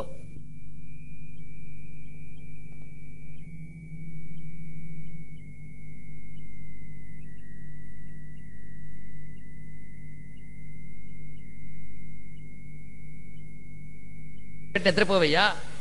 ఆ నిద్రపోతూ ఉన్నప్పుడు నిన్ను చూస్తానే, దానివల్ల సడలని దురితములను తెగకోసి సర్వభౌమ సాకేత రామ బడలిక దీర పబళించవే. పంకజాసనుని పరితాపముగని. ఎందుకంటే నువ్వు చాలా పెద్ద పని చేసి అలిసిపోయి వచ్చి పడుకో, ఇంక చాలు. ఏమిటా పని చేసావు? ఆయన ఏం పని చేశాడు చెప్పాలంటే రామాయణం అయిపోతుంది, అంతే కదా. పుట్టడం దగ్గర నుంచి రావణవధ వరకు ఒక్క చరణంలో పెడతాడండి. ఎందుకు బడలికి వచ్చిందో చెప్తున్నాడు. పంకజాసనుని పరితాపముగని. పంకజాసను అంటే ఎవరు? కాకినాడ వారిలో మౌనం వహించకూడదు. బ్రహ్మదేవుడు తాపం చూసేట. బ్రహ్మదేవుడి తాపం ఏంటి? లోకానికి బాధ కలిగింది, అవతరించవయ్యా అని అడిగాడు నారాయణుని. అది పంకజాసని పరితాపముగని. అప్పుడేం చేశాడు? పంకజాప్త కులపతివయి వెలసి. పంకజాసనుడి తాపం విని, పంకజాప్తుడు అంటే సూర్యభగవానుడు, ఆయన యొక్క కులంలో పుట్టావు. పుట్టి ఏం చేసావు? పంకజాక్షితో వనమునకేగి. ఎన్ని పంకజాలు వచ్చాయి చూడండి. పంకజాక్షితో వనమునకేగి వెళ్ళేం చేసావు? జింకను వధించి మంకురావణుని మదమునచి నిశంకుడవు విభీషణునికి బంగారు లంకనొసంగి. అది మంకురావణుని మదమున నచ్చి నిశంకుడవు విభూషణునికి. గొప్ప మాట వేశారండి. విభీషణుని సందేహం లేదు, అందుకే రాముని శరణు వేడాడు. సందేహం ఉన్నవాడు శరణు వేడితే ఎప్పుడుకి తరిస్తాడు? నిస్సందేహంగా శరణు వేడాలి. అందుకని ఇంత వచ్చాను కానీ అటు రావణుడు ఈయన కొట్టేస్తే నా బతుకేమైపోతుంది అనుకోలేదు. అదే నిశంక. నిశంకుడవు విభీషణ. మాట ఎంత అందంగా వేశాడు. ప్రాస కోసం కూడా అనవసర పదం వేయడు ఆయన. నిశంకుడవు విభీషణునికి బంగారు లంక నొసంగి సురలను బ్రోచి నిష్కళంక త్యాగరాజనుత. రామచరిత్రలో కళంకం లేదు, ఒక్క మాట చాలు. నిష్కళంక త్యాగరాజనుత బడలిక దీర పబ్బలించవే. ఎంత బడలిక పుట్టిన దగ్గర నుంచి ఇంతవరకు. ఇంకా చాలు, ఇంత కష్టపడ్డా కనుక నా ఇంట్లోకి వచ్చి పడుకో. ఎక్కడ? నా గుండెలో పడుకుంటే నా పాపాలన్నీ పోతాయి. అది మళ్ళీ స్వార్థమే. లాలి లాలి అని ఊచేరా వన మాలి మాలిమిత చూచేరా. ఆయన మాటల తేట తెలియడం కోసం కొంచెం. లాలి లాలి అని ఊచేరా వన మాలి మాలిమిత చూచేరా దేవదేవయని పిలిచేరా మహానుభావ భావమున తలచేరా. ఇది ముక్తపదగ్రస్తం అంటారు. అక్కడ అలా చెప్పి దాన్ని అందుకుని మరో అర్థం. మాలి వనమాలి మాలిమితో చూసేరా. మాలిమి అంటే ప్రేమ, ప్రేమతో చూస్తున్నా. మహానుభావ భావమున తలచేరా రామ రామయని పలికేరా నిష్కామ కామరిపునుత రామ కోరి కోరి నిన్ను కొలిచేరా మాయాధారి దారి సద్భజనేరా. చక్కటి మాట. ఓ మాయాధారి, మేము తరించే దారి సద్భజన. సద్భజనేరా రాజరాజయని పొగడేరా త్యాగ రాజరాజయని మృక్కేరా. నేను రాజరాజని పొగుడుతూ ఉన్నాను. సృష్టిలో ఎందరు గొప్పవాళ్ళు ఉన్నా వాళ్ళందరికీ నువ్వు గొప్పవాడు కనుక రాజురాజు. అంతేకాదు ఈ త్యాగరాజుకి రాజువు నువ్వు అని మృక్కేరా అని చెప్పి స్వామివారికి హారతిస్తున్నారు. మనం కూడా ఆయనతో పాటు హారతిద్దాం. పతికి హారతీరే సీతాపతికి హారతీరే బంగరు రంగు భుజంగునిపైన చలంగుచు మరకతాంగుడు మెరయు తెరంగున గని మరి యంగనతో పలుకంగ జూచి ఉప్పొంగుచు సీతాపతికి హారతీరే. అది ఎంత అందంగా. బంగారు రంగు భుజంగునిపై ఆయన శేషవాహనంపై ఉన్నాడు. పైగా ఆ తల్లితో పలకరిస్తూ మాట్లాడుతున్నాడు. అది చూసి ఉప్పొంగిపోయి హారతీరా నువ్వు ఆ సీతా సమేతుడే రామచంద్రమూర్తికి అని. పతికి హారతీరే సీతాపతికి హారతీరే. హారత కూడా ఇచ్చాం కదా. ఇంకా పాదాల దగ్గర ఉన్నవాడిని ఒక్కసారి తలంచుకుంటే పవమాన సుతుడు పట్టు పాదార విందములకు నీ నామరూపములకు నిత్య శుభమంగళం. ఈరోజు మనం త్యాగరాజు వారి యొక్క దివ్యమైనటువంటి మహిమని చెప్పుకుంటూనే ఆయన జీవితంలో ఉన్న ఉదాత్తమైన వ్యక్తిత్వాన్ని ప్రస్తావన చేస్తూనే త్యాగరాజు గారి పక్కన కూర్చుని త్యాగరాజు ఆనాడు తిరువయ్యారులో చేసిన రామపూజ అంతా చూసామా విన్నామా? నేను మాత్రం చూశాను, చూపించాను అనుకుంటున్నాను. చూసిన వారికి కృతజ్ఞతలు, చూసిన వారి హృదయంలో ఉన్న రామచంద్రమూర్తికి దండాలు.